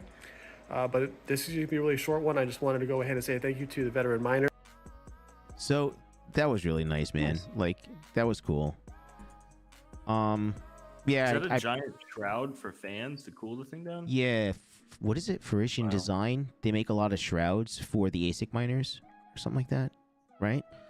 Those little KSLs get so hot. So they made a, yeah, they're like little, just hot boxes, man. So, yeah, that was a what fun kind little. of miner is this? It's a Casper miner. Casper miner? So, it's a, that's a Pro. So that was a 200 gigahash, right? And then they have the regular KS0 that's 100 gigahash. But the thing was, they made those miners with barrel connectors. So I came up with a 12-volt barrel connector for these KS0s. But there's a lot of overclocks that are available for these KS0s, and it's overheating the barrel connectors. Barrel connectors are not meant for these type of overclocks, in my opinion. Now, people could do whatever they want to do, and if they're having good experiences so far, but at the end of the day, they use barrel connectors that are powered with laptop power supplies. Laptop power supplies are not made to be turned on 24/7. That's just, it's the inevitable that they're going to break down. They're going to, I mean, we have like, I think Jump Change, he had one, and he got it from Amazon, and it wasn't cheap, and it took a crap on him in like 30 days or something like that. So You're the saying bar itself. Ice River's not building these for the future? this guy, You know, oh god, I don't think, I think they just just pop these things out as quick as possible, and they just, you know, I don't know, tinfoil hat. Okay, so basically facts. I've gone to through three bricks on my Razer Blade Pro 17 in the 4 years it's been mining. So yeah, these power bricks aren't designed for that, but it is what it is. But I was able to put a 6-pin on there, reverse the polarity, not a big deal. It is what it is because I make cables, and it worked. And he's going to, I think he's going to overclock it and everything like that, but he knows it's at its own risk, right? At the end of the day. But it was just it was a great experience, and maybe I might offer that as a service. Speaking about offering services and everything else, my Discord support, I have a Discord support ticket now. So you can do a support ticket on my Discord. I don't know, Mike, if you can actually show it really quick. Or no, you can't show it, right? Yeah, no, I have it as like an app on my computer. I could try to log in and do it, but I have a bunch of stuff on there. I don't know how to hide some of this stuff, so. Yeah, me either. Well, I'm like the admin on my Discord. So anyway, just under support, it'll be support ticket. I'm getting a lot of spam emails, spam mail. Like, it's horrible. I can go days and still not get through and finally sift through and find a regular email for a customer that really needed something or a special cable, something like that. So that's why we created a support ticket. So any questions, you could just put a ticket in and then I can get to you that way. So that's we created that as well. And there's, I guess, one more thing, Deep Cool. So I did a short today. Deep Cool, I'm going to be working with that company. They sent me a power supply, so I'm going to be making cables for that power supply. Now I'll send it back to them or whatever the case may be. They sent the power supply to me to make cables for me to mess around with it, and then hopefully we could do something in the future as well. So that is one of the contacts from CES. Still working with Gigabyte, still working with Thermaltake and all the other companies. Just I'm only one guy. So we're moving along in the gaming world. So you guys are gonna see a lot of like gaming basically cables and everything like that, like extension cables, and I'll probably do that on giveaways too, that anyone could use it, right? 24 pin, or you can use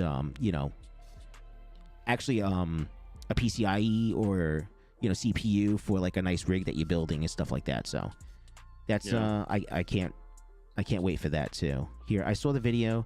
I think it was 3D printed vents that caused the barrel connector because change the heat flow to that side instead of the top. Okay. He's saying that basically Mining King is upset with you, Dave. Is it Dave? Oh wait, oh shoot. Another $2 super chat. Mining King. Dave, I DM'd you the video of the KS2 catching fire. What? I have it up here. Once Jared or King put it up, he sent it to me as well. You want me to show it, Mike? Yeah, you could share it. So you could tell right off the bat, just with the video frozen, that it's gonna go good. Oh, wow! It's already on fire. Yeah. This extra hash rate, right, when it catches fire? Oh yeah. So, I mean, holy. I like how calm it is too, right? Like the guy's not like unplugging it. He's just he's just like, oh yeah. He's just letting it go. You know what I mean? He's like accepted his fate. Okay, it's shut off, and then I think he turns it back on, right? No. Okay, you see some sparking and that seems like a short somewhere inside. Yeah, I'm sure it'll start up. It's just it's a bad start. It needs to cool off for a little bit. Oh, it's a combustion engine. That's why. Okay. Yeah, exactly. Yeah, there it goes. It's gonna warm up again. Start my god.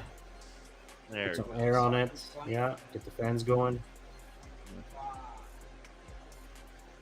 Probably smells real good too. Burning silicone and it's It says from a repair at another facility. That's what King was saying. This thing. Oh, there it is. Okay. Oh wow, that's nice. Yeah. You can use your ASICs these days to smoke salmon and all that too, right? Yeah, you can make eggs. Like these are the ones that we have. You can make eggs and stuff like that, and it's great. You know what's crazy about it is look at the grates on it. They're like rusted. Hold on. Oh, you want me to put it back on? Hold on. Yeah. There we go. Yeah, I noticed that too. Like that machine has seen better days to begin with. Shot, dude. Because this is like a brand new machine, right? There's no way that's a brand new machine. There's no way. It's a Caspo machine. Can't be that old. It's a KS2. It can't be that old. That's for sure. Yeah, it has to be at least like at most maybe a couple months old. Somebody put it outside or something. I did read the comment somewhere in there. It said that they're in a pretty humid environment. So condensation is the killer. Yeah, this is actually a stateroom on a cruise ship. They've just been mining it with the window open. I don't know how it got that rusted. I've seen some bad ASICs, right? We've had some bad ones flow through Terra from customers, and but those are I think the worst ones we've probably seen have been L3s. And those are old machines, right? And so it's like, okay, a little bit of rust, and maybe you had a window open, some humidity got on it, and over time the rust just grows, right? But this is expedited. Yeah, haven't these miners only been out for maybe 8 months, 9 months? Not even. There's like a salt lamp next to this or something. I don't know. There's no way. So that's crazy. Oh, it's Craig. Crypto Craig, thanks for the $12.34 super chat. Please read King's super chat. You ignore King $2 super chat. You ignore the other super chats. Please read. Sorry, guys. I was in depth talking about. I forgot about. I think it was Discord or something, or Deep Cool. I don't know. Yeah. I don't know what I was talking about. I see Homebrews in Greater Good Mining. What's up, man? Is that rust or just dirty? That's definitely rust. I thought it was dirt at first, but that looks like straight rust. You could see it, dude. It's the Crypto Craig, the L3 won't run without some rust. Yeah, it needs the rust. Well, that's how you know the machine's broken, and is when the whole fan guard is just rusted up. That's crazy, dude. Yeah, that's nuts. I can't wait to get to the ASIC repair. It's great. Yeah. Fix these kind of things. Yeah, no, every ASIC you'll get will look great, Dave. Yeah. So what is it? What is it, like? Just dip them in CLR or something? Whatever that thing is, like rust remover. I don't know, yeah. Stupid doink. Panda, what's going on, man? Or Panda mining. Mining King, $5 super chat again. Jeez, King. The repair tech that comes with Tutera shared this video with me. This is why hosting companies will not take these units. Well, I get it. It's terrible. I mean, you have to, I don't know. That's why you got to get to a reputable company for hosting, right? I think we all know somebody. So like, yeah, I don't know. Maybe we shouldn't even be taking these. I mean, King's out there. With them now. I don't know if you would take that though. I mean, it's like liability, right? So it's just like, you know, you give it a certain amount of time, and basically, if something happens, you'd be like, it's not our problem. You know, you have to make sure you take care of it as the consumer has to take care of it. We're definitely watching them close. I know we don't take them anymore. We don't even take KS2s. I think it's just the KS3 M's or O's or H's or whatever they are now. But I don't know if we're taking them anymore, unless they're the Bitmain ones. Then we'll take it. But I think I don't even know if we do that, but I'm pretty sure we take the Bitmain one still. But it's too much of a liability with this. We're watching all the chip temps. I know Panda had a video out of repasting and stuff like that. These chips get so hot, and like I said, it's like freezing cold outside. So I mean, what's going to happen in May? You know what I mean? Is it a case of bad quality control on their end, or a case of we have to push these things out so that we're first, and we have to just get going, and I think it's both. We'll deal with the ones that break. Yeah, I don't think there is a QC when it comes to making these units, because people have taken those KS0 Pros or KS0s apart. I've saw videos that the thermal paste, there was not enough. It was completely dried up, and the chip was burning up. Yeah. Because of the lack of thermal paste and those are just the little black boxes. That little black box I just showed in the video. So that's what I think. You gotta be careful, man. Too. Yeah. I think Ice River, like, they came out of nowhere, right? Like, company just doesn't come out of nowhere with ASIC chips like this and just for a new algorithm and stuff. I mean, tinfoil hat here. I think they were out for a little bit, or like the early development of it. And I think this company, Ice River, whether it's a subsidiary of Bitmain or not, there's a reason why they rushed all these to the market, right? Because Bitmain was right around the corner. But I think Bitmain's quality is it's better than Ice River or Wind River or whatever these are now. But I think that they were just rushed out. You know, they didn't have time to do product testing, because in this stuff you don't have time to do product testing, right? So it's like getting it out as soon as possible. You know, that first batch, you know, people pay a massive premium for it, and then they're fighting for their return on it, you know, the whole time. So, you know, meanwhile, how much do you think they actually saved though by making these KS0s, KS0 Pros, by not putting a 6-pin, by making a board, right? I mean, this is engineering behind this, right? For the board and, you know, thermal pads, and then you have to put thermal paste and make sure that everything seeds correctly, right? I get it. So there's some engineering behind it. But, like, that 6-pin that almost looks like a 6-pin, that they just changed it a little bit, what was the reasoning for that?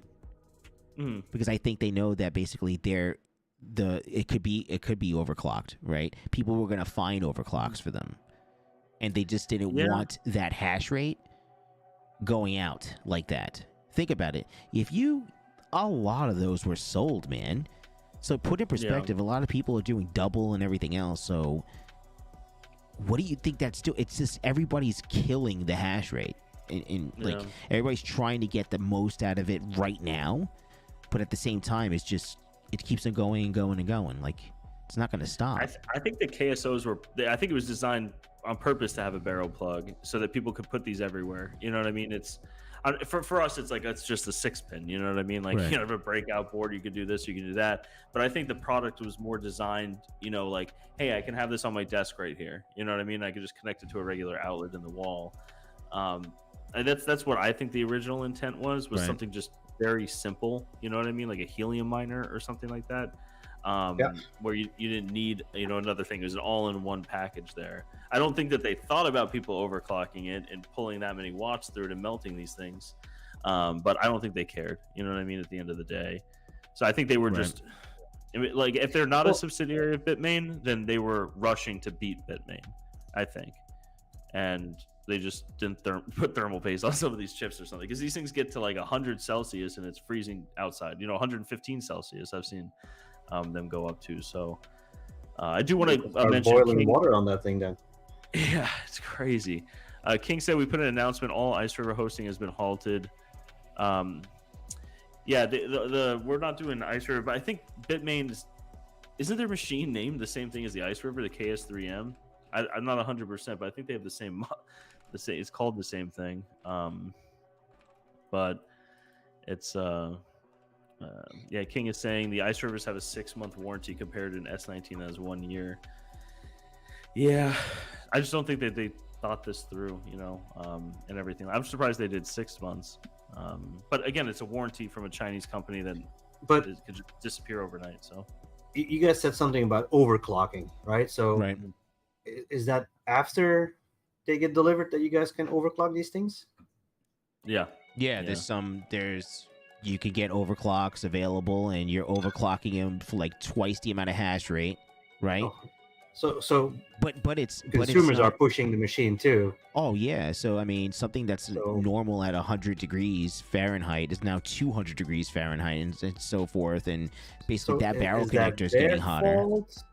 I don't know if they're providing those overclocks, or if they are, then it's on them. But if they're not, then it's they're not providing the that. overclocks, from my understanding, right, Mike? They're not providing the overclocks. You get the overclocks from other people and stuff like that. They do like GitHub and stuff. I'm not 100%. I know that they're readily available and they're out. Yeah, they're not provided by Ice River. So yeah, and they're not supported though. The overclocks aren't supported. So like if they find out or somehow like you break your machine, they're not supported by Ice River. Ice River is not going to help you if you blew up your machine by overclocking. But I don't think in general Ice River is helping anybody. Is it their fault then, really? If people are pushing, it's the same thing with your car, right? You do things with your car, you're pushing to the limit, and you go, and you're like, well, if I do this and I put some nitro in it, then I can go faster, and the engine goes boom. Is it the car's the dealer his responsibility, or is it your responsibility at that point? So overclocks are overclocks are never supported. That's why, like, when I made the cable, my cables, I can't say, oh, yeah, my cable's going to be supported for an overclock when you don't know. It's the unknown. These units haven't been out for years for people to do a massive amount of testing to say how long these units are going to last for when you overclock these things, right? Yeah. So there's not enough information for out playing there. Devil's advocate there. Seriously, there's not enough information out there. Me as a business owner, that I make a cable that no one's making, right? Nobody made this cable. I decided to make this cable. I did enough research that nothing's happening on my end, but I'm not overclocking anything. So then, like, the customer, like that video, that customer, he basically sees like, hey, Dave, like, your cable seems to be fine. It's stuck inside your connector, and the barrel broke with the overclock, right? So it was like, it was a good experience that I was able to fix it and put a 6-pin in there, but we're still not sure that board can handle it. But people right now are soldering wires on this board so they can overclock. Yeah, I mean, that's what's happening right now. Yeah. So people are just pushing the limits. Yeah, Greater Good Mining said that it's Ice River's not providing any overclocks, and that Bitmain's ASIC for CAS was the KS3 and the Ice River's KS3. So I don't know why it's the same name, but I have a question. I'm just curious. Has anyone, like, I think Panda open up both of them? I'm sure Panda got both of them, right? I know that he opened one of them up, but I wonder if he opened up both of them to see if there was any difference, like internally. I wouldn't be surprised if there's not. Me either. Yeah, honestly. But Bitmain never came out with the Bitmain KS0 or KS0 Pro, right? So I don't know. Yeah, no, they just have their KS3, I think. Right. I'm not 100%. Maybe they have a lower wattage one. I'm not sure, but yeah, it's crazy. It's be safe when you play with these things, right? Like, let's be honest, these machines they're probably they tested out how fast or how far they can push these things. So yeah, I'm sure they put it to a certain 80-90% kind of thing limit. Well, I'm sure they mine with them for a good time before right, because the hash rate usually drops down when they ship them out, Mike. Check, right? The hash rate usually jumps down every time they ship these units out, and then all of a sudden it just goes whoop, it just ramps right back up. So I wonder. Curious. No, that's weird. Yeah, I don't know. So weird how that could happen. Yeah. It's just like, just so crazy how it works in this crypto world. But anyway, we're in it to win it. So yeah, we are. Time will tell. But I think I touched on. I'm nervous with ASICs. Yeah, I'm always nervous. I don't have any myself. Yeah, I do, but I don't either. You know, not an ASIC guy. I had one S9 when it came out, and it was me and my buddy who got into mining, but we had GPUs before that, and this thing just screamed.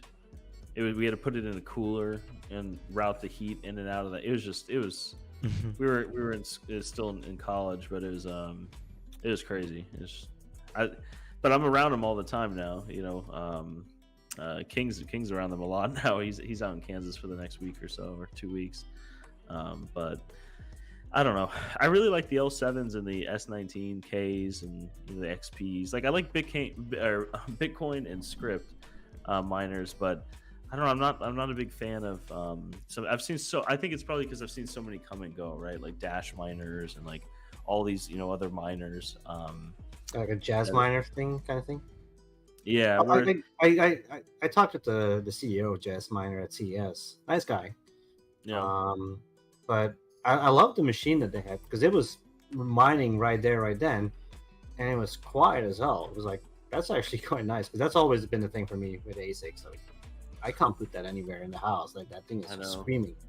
Yeah. My wife will kill me. But I always thought it was funny to see those jazz miners. They were pretty quiet, but that was pure. I think it was ETC that they mined. Yeah.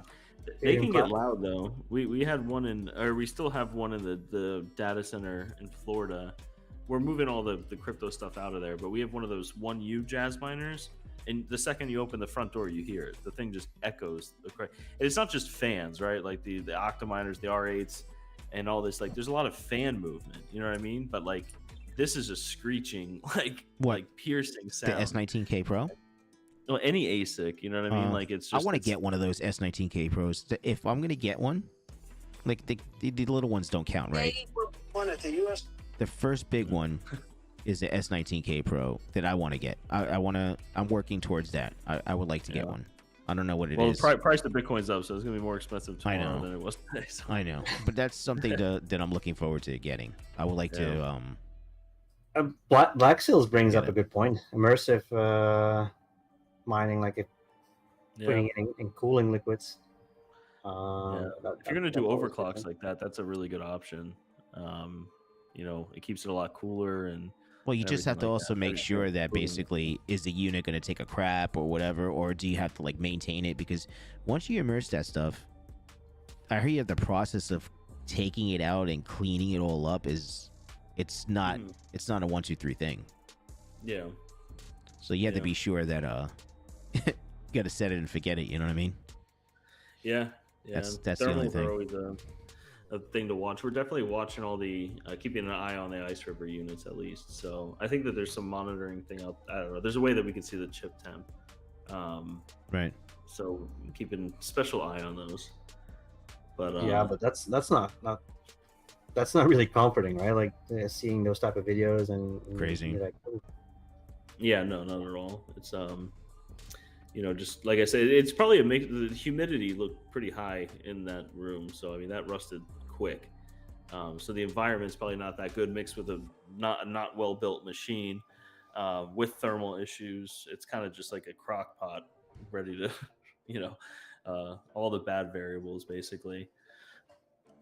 But is Overlord talking about cars? I see wheel horsepower there. Yeah, that's wheel horsepower right there. What is he talking about? Bring up? That's my bad. I brought up cars, so yeah, my bad. But bad thermal paste. It's important to have good cooling. Yeah, gotta have good cooling. That's what you're saying. The thermal paste, right? There was bad thermal paste on those units too, or something like that. That basically they have to be repasted. So. Yeah. I don't know. But the coolers seem to be getting a lot better. You know what I mean? Or for GPUs at least. It seems to be, getting better. And I think the shrouds are getting bigger and bigger. You know what I mean? And it's just the chips are staying the same size. So I guess it just dissipates heat a little bit better. It's just what they're doing. So they need to dissipate the heat. So the workload is getting bigger, and the chipset's still staying confined, but you have to dissipate all that heat. So you're gonna need a larger heat sink. Yeah. How much bigger can it get though? I mean, the computer's cases are only so big. You know what I mean? I feel like they hit maximum size on these Mike, they're making bigger cases as we go along, right? This, the industry adapts to what you can put inside, these cases. Yeah, that's just the way it is. Soon you're gonna be able to just mount your motherboard on the back of a GPU, and then it'll just be one unit. It's just gonna get bigger and bigger until it's in all in one. To be fair, a mini ITX compared to a 4090, or the first ones that came out, your mini ITX looks really small against that card. Yeah. It's crazy how big these things got. But they sell like a thinner model 4090s, but then I think MSI has one. And I was talking to one of the partners about it the other day, because he asked if I got any of them, and I haven't, but I wouldn't be opposed to it. I think it's 3.25 slots versus like 3.6 or something, but it's small. I actually got a couple of 4090s. I thought they were fake. I was actually on the phone with Dave when I picked them up, but I thought it was fake because it had an old generation cooler on it.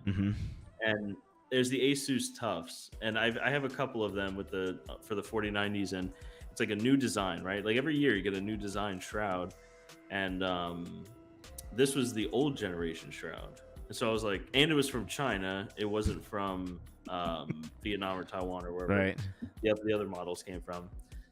But I read online they're actually using the old shrouds for some 4090s, these companies, so you get thinner shrouds for it. So you know what it is? It's just a matter of what they have available, man. I think that's what it comes down to. They probably found like a box. They start rummaging through a box. Like, wait a second, 100%. We got like 1,000 of these. How come we didn't use this? Yeah, actually, put them out. I guess your cables over here too, Dave. What cables? You got some cables? Jesus, got enough 4090s? Just look at the box, the size themselves. That's look at compared to him. Like, this is insane. Jesus. All right, so big flex. This is. I got all the 4090s. That's where all the 4090s that's are. Why I can't find any. We can't get them because of Mike. This is the new one, right? So, like, you guys can kind of see the design there. Yeah. Then this is the 3090 Ti shroud. I guess they're calling this one the OG OC. I thought it was fake when I first got it because the box is also different. You can kind of see. I don't know. It was just I did take it out though, and it looks like a 3090. So hopefully it works. Because it is. Yeah. I wonder how what the cooling difference will be though. You'll find out soon enough. Yeah. Well, the 4090s and all that, and the 4080s, those were just the 3 series, but just, Yeah, no chip on them. But that's for another. It's a bit of a joke, the 40 series in my book, but yeah. I won't speak too loud, and Nvidia is going to slap me on the hands. Yeah, he's going to get a cease and desist up there. No, they can literally just email me. They have my contact, right? So, but yeah, no. You guys tried what I did see at CES was I like to go really small with my computers these days. I think it's really fun. But I saw like what was it, a 3060, and it was like this big, like oh wow, Jesus, this big, like the size of my phone. Was it an M or just a regular one? No, just a regular PCI. Wasn't it 40? Wasn't that like the 4070 by Gigabyte or something? It was a gigabyte. The gigabyte wall. The 40, it was like the 4070. I think it was. I did a little short on it when we were at CES. 4060. 4060, 4070.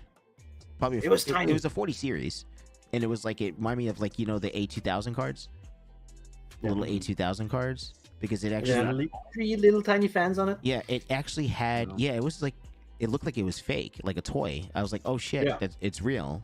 And then like it's spaced up because it's so small that it actually has like a hinge on it, so it fits in a regular slot because it's so small. Like the A2000s, like the little A2000s. I asked if they were selling them right there, right then, because I wanted to buy one straight up. I know, dude. I should have asked him if I could Yeah. take one. Well, I did, and I You said even no. asked when their CEO was there as well. I talked to the guy as well. We didn't speak a word of English, but it was fun. Like I was like, "Hey, can I buy it?" And he's like, "No, not sale, not sale." Not yet. Yeah. So, but yeah, I definitely want one. I'm gonna put that in my green box. Yeah. But I'm really like actually that. buying more. Those the fractal ones. I'm absolutely in love with those things. Yeah, those are so nice. They look really, really nice. Yeah, I They gotta did get a great hold job of with that. Fractal again because they gave me email back, and I have to get a hold of them too, man. It's so many things that I have to do. Yeah, that might come out pretty cool because they have their own power supplies too. Yeah. Do they? Yeah, I didn't know that. me either. And then I started doing because they're known for other things, but yeah, they have their Yeah, own I power like the supplies design. too. Oh, The Very design robust. is insane. The ADA card. The what? Overboard Tech. The mentioned RTX 4000. 4000 Yeah. ADA, yeah. It's we've been kind of looking at ADA cards as well by NVIDIA, so kind of checking everything out. But Be nice. Right. That's one of the goals. Work with NVIDIA and say that I can make the custom cables for NVIDIA directly and have another option. That would be pretty cool. yeah, To ship it with their own version there. Yeah, have the like called special the, versions and just basically ship it with like a special color or something like that. Maybe the NVIDIA green or something like that. Basically, like a special edition. That's all. If you want to talk to them, I can make that happen. Let's do it, Jeff Key. Sounds good. I think they would like it. Well, I can make that happen. Okay, sounds Crypto Craig good. has 20, 30, 80 FEs on the way. Really That's crazy, Craig. Yeah. nice. Yeah, a lot of people are getting, stocking up on GPUs and stuff like that. So it's Yeah, mining not much can time order left. them. Yeah, Huh? I don't think you have much time left to really get Yeah, before you know it, expensive. and then that's cards. it. You're not going to be able, and then people will buy at that premium too, right? Yeah. Then it's just like a Oh, that's where you guys cycle. sell. That's where you make money if you sell during when everybody's crazy enough Yeah. to buy them, right? That's true. Yeah. Definitely know King's Mike ordering has a lot of another 4090s. 4090. Yeah. You only have a couple, right, Mike? And NVIDIA canned my order again. I'm still QLA'd from their website, so I gotta start using. I gotta go get these Amex virtual cards or something. And Amex one trick for QLAs, I'll give everyone a tip here. Oh, here we go. Is on your shipping address, like if it's like a home address that you're shipping to or whatever, just add a suite number. You know what I mean, or like a unit number, like in the first address number, and it'll count it. Like their systems more or less will count it as a different address. I've done that a lot. This guy. A lot of credit card companies will give you virtual numbers that you can use for websites and stuff. Do that. What Do other tricks that. do I know? My God. Names, you know what I mean? Like Mike, Michael. Sometimes I use my middle name. Mikey. Tony, yeah. Sweatsuit. So for anyone watching to get around these QLAs, there are ways. This guy. The problem with it is NVIDIA's is like, it's on their website. You get in a queue system, so it's like you're sweating the whole time, like typing in real quick, trying to get that $15.99. But I don't have those problems though. I don't have those problems either because I don't have a 4090 because I can't afford one. Okay. So well, you could if you consolidated. That's what I've been doing. I mean, I just still have mining stuff, in, of refuse. course, but like it's consolidating down. Instead of like 33090s, 14090. I kind of do that in bear markets. I kind of I can't like sell a whole bunch of cards just to get one. To me, I just can't do I that. still have all my 580s. I can't let them go. Yeah. So I wish So I it's not kept really those too Sapphire good. Pulse 580s. Those were the card. That was these the things card. are like six years old at this point, and they are still going. It's insane, Just right? gotta repaste them. They're workhorses. Yeah. I haven't even repasted it. Oh, really? Yeah, I remember the last conversation that Jeff Key was having. He's like, I never even touched him, dude. Like, he hasn't touched them, dude. They're not hot. I guess But it's not like Ethereum mining, right? I'd never pushed them. Even on Ethereum, I never really pushed them. And I always said I'd rather have them a little cooler for a little less. And I think if my cards hit 60 degrees, that's a lot. So I never pushed them that hard. Yeah, I pushed them hard. Really hard. Yeah. And high humidity, high heat. I had them in a grow. I had like what I think 5 8-card rigs of them in a grow tent, just pumping in and out hot, humid Florida air for like a year. Just a beautiful, sprinkling. They were all over workhorses, the water. Lasted through anything. You know what I mean? Like a 4090 is like, my tummy hurts, and it'll stop working. Those things always kept going. It was impressive. So I'm not surprised. Nuts. Yeah, they are. Yeah, not just nuts. I had one where I'm lying. There's one card that I had to touch, and I think it was an Asus one where the fan died all of a sudden. So I bought a cheap Chinese one. Yeah.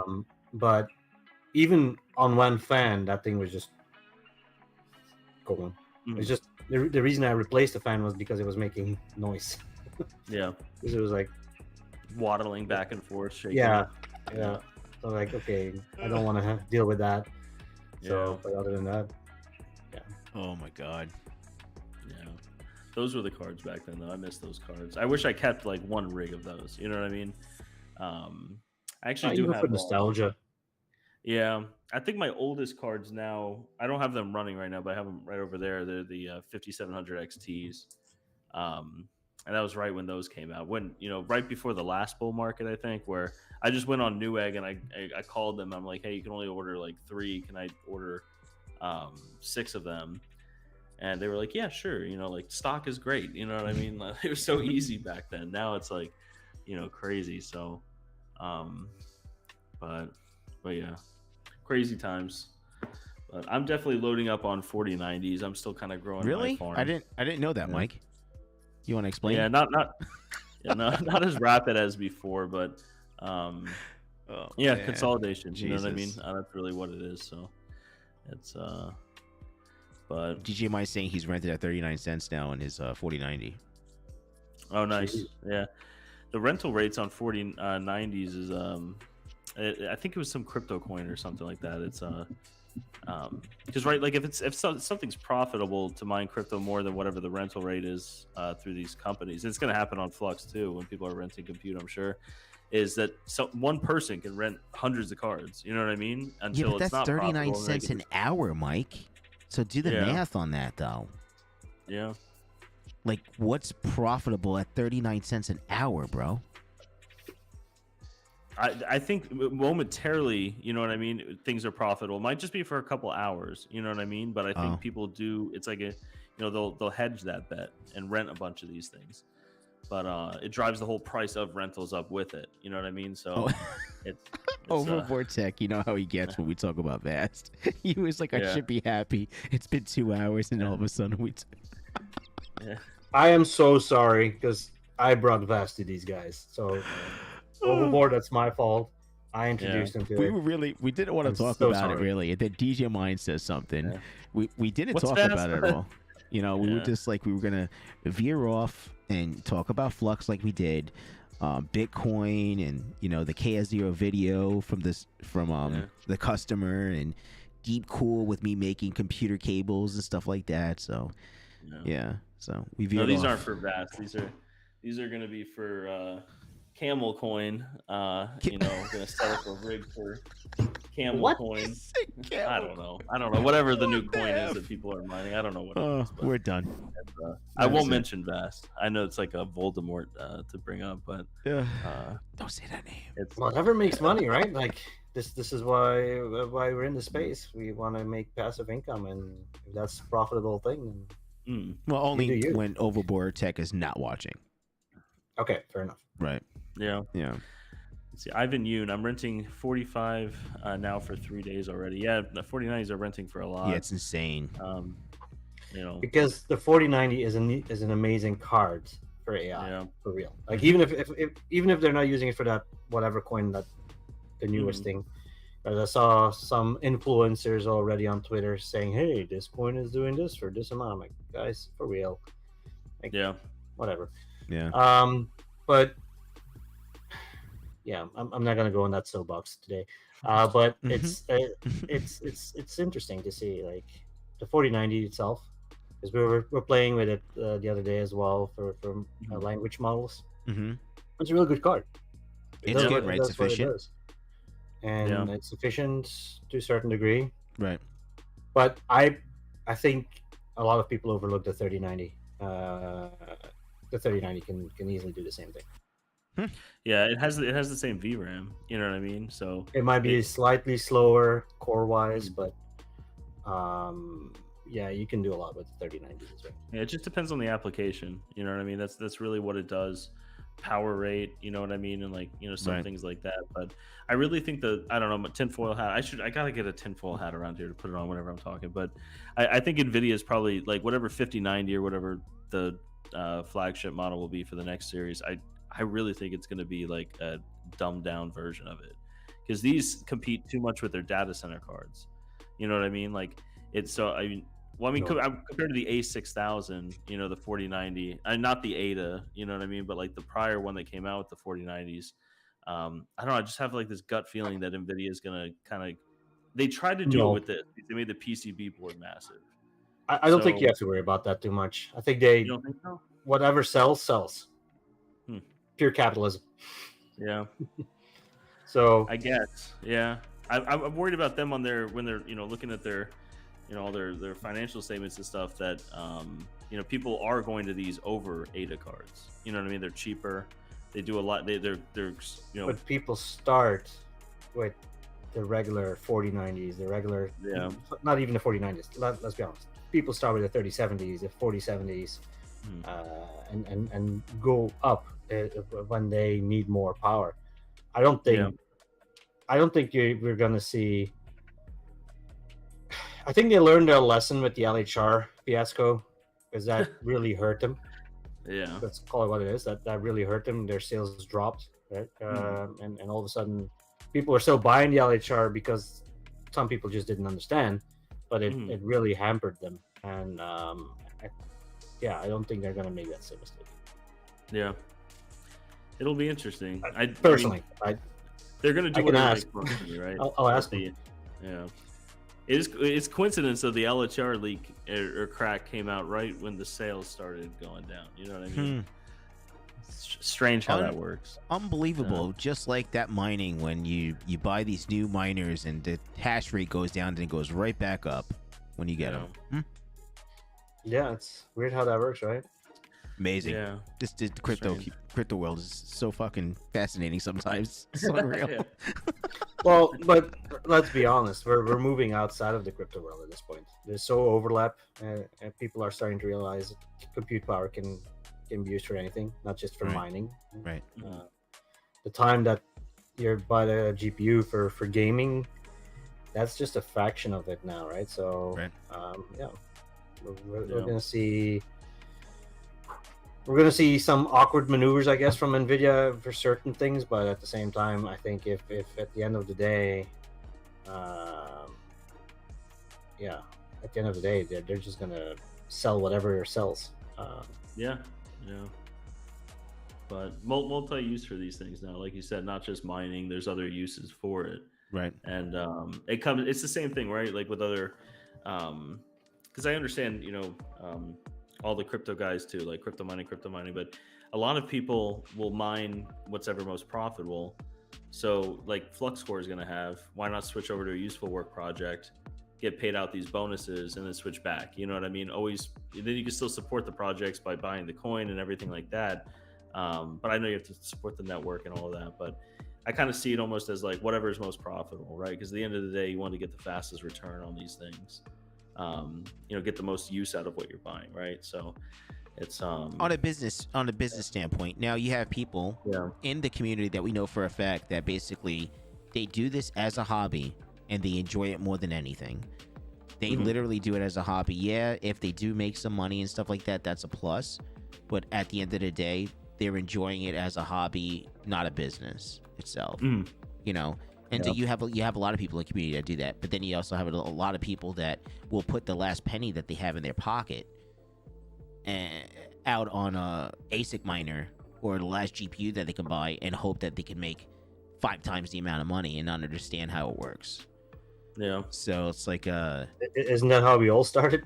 Yeah, it's true. I mean, we all started like, hey, you know, I started with just trying to see my computer freaking mined, right, on NiceHash. So it was just like, you know, we all learn somewhere. We all start for somewhere. So this is still my first card that I used to mine with. Oh wow, 7950. Yeah, and that thing did amazing. Yeah, not at all. It was a power hug, but that thing was mining. Those things were like 250, 300 watts, right around there. Yeah. No. They just sucked up all the power, basically for no hash. Yeah. But I was mining with it. I didn't know jack shit about it. That was back in the day with what was the software called Claymore CC Miner. Jesus. CC Miner. I might have started right after that. I started right when the 470s were out and 480s, and I think Claymore was the first miner I used. Yeah, Claymore was one of them. Yeah, but that was back in 2017, right? So I had no idea. I don't. Yeah, the old days where you're zip tying everything to wire racks and. Yeah, I got my wooden rig still. So yeah. I built those too. The angled aluminum with the wood slats and everything. It's whatever works. Fun times. Yeah. We're starting to see that kind of with AI too now. It's kind of like reverting back to that almost, right? Things are changing. So it's fun stuff. But yeah. All right. I'm gonna let you guys go though. It's getting a little later at this point, so yeah, it is. Yep. Any last minute questions or? I think that's about it. We want you to come back on. We haven't seen you in a while, so we'll let you leak what you leaked today, and whoever came on later on, they could watch the video a little bit later on and get all the good information from you. But we appreciate you always, Jeff Key. And we have to contact each other. Monday. Yeah, we have to contact each other offline as well. So we'll touch base like later on this week or next week or something like that. Yeah. Thanks, Jeff Key. Yeah, appreciate it. Yeah. See you guys. All right. See you later. See you, Jeff Key. That's fun, man. Always good. Always good I'm when excited for the multi-card stuff on FLUX Core. So yeah, it's get these puppies on them. I still got to put this one together, so I'm gonna bug you about some cables later. But I mean, you don't have to bug me about cables. You could just send me one, and so I could see how it works. I could see how the humidity is in my garage. You should test that, Mike. Yeah. Yeah. I got a package from the veteran miner at the front door. Should I go bring that over? God, dude! I'm just kidding. I'm gonna like 70 pounds. I'm gonna. Yeah, so I broke my back on that one, so I was out of commission. That was that was pretty horrible. It's just ridiculous. That box is so heavy. I know that it looked like.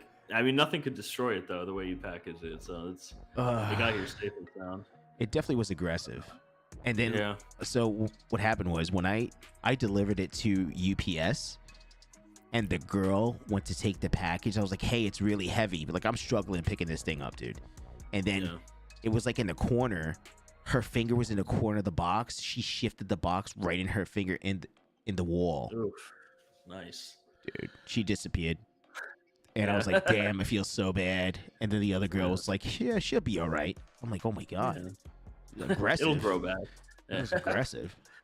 So Mike is saying, Mike, can you will me the 4090s in case you don't make it for whatever reason, God forbid? No, all of them are going to Overboard Tech so long as he only does Vast on them. Oh, that's why you said that was the kicker. Yoon. GPURisers has the 10X 4090 rig coming along. It's built. If you want to see it, Hawk Crypto has a short on his channel of it, and I have a photo of it on my Twitter. But it's built. It works. Still working through some kinks really with it.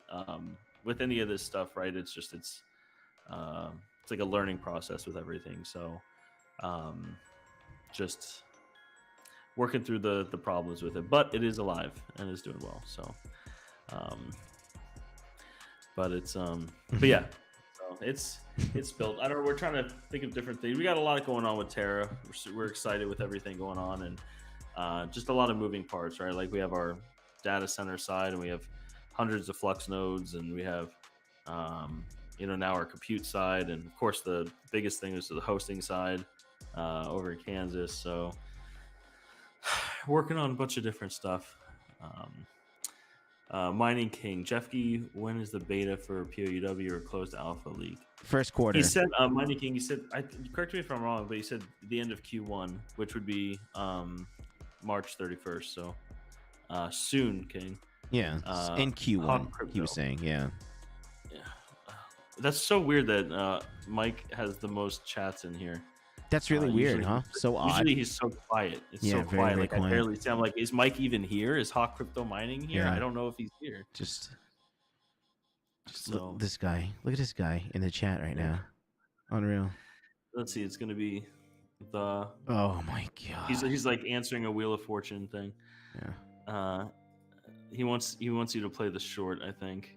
I can't play tell, anything. though. I don't know I don't know what that what means. he didn't I don't know what finish he's it. talking about. He said the shotter. Play the shotter, Mike. You got to spell it out. Yeah, you can't spell it right. We can't do anything for you, buddy. Yeah. So, but we put him in timeout right now. Bad boy. Oh, overboard tech now. Here we go.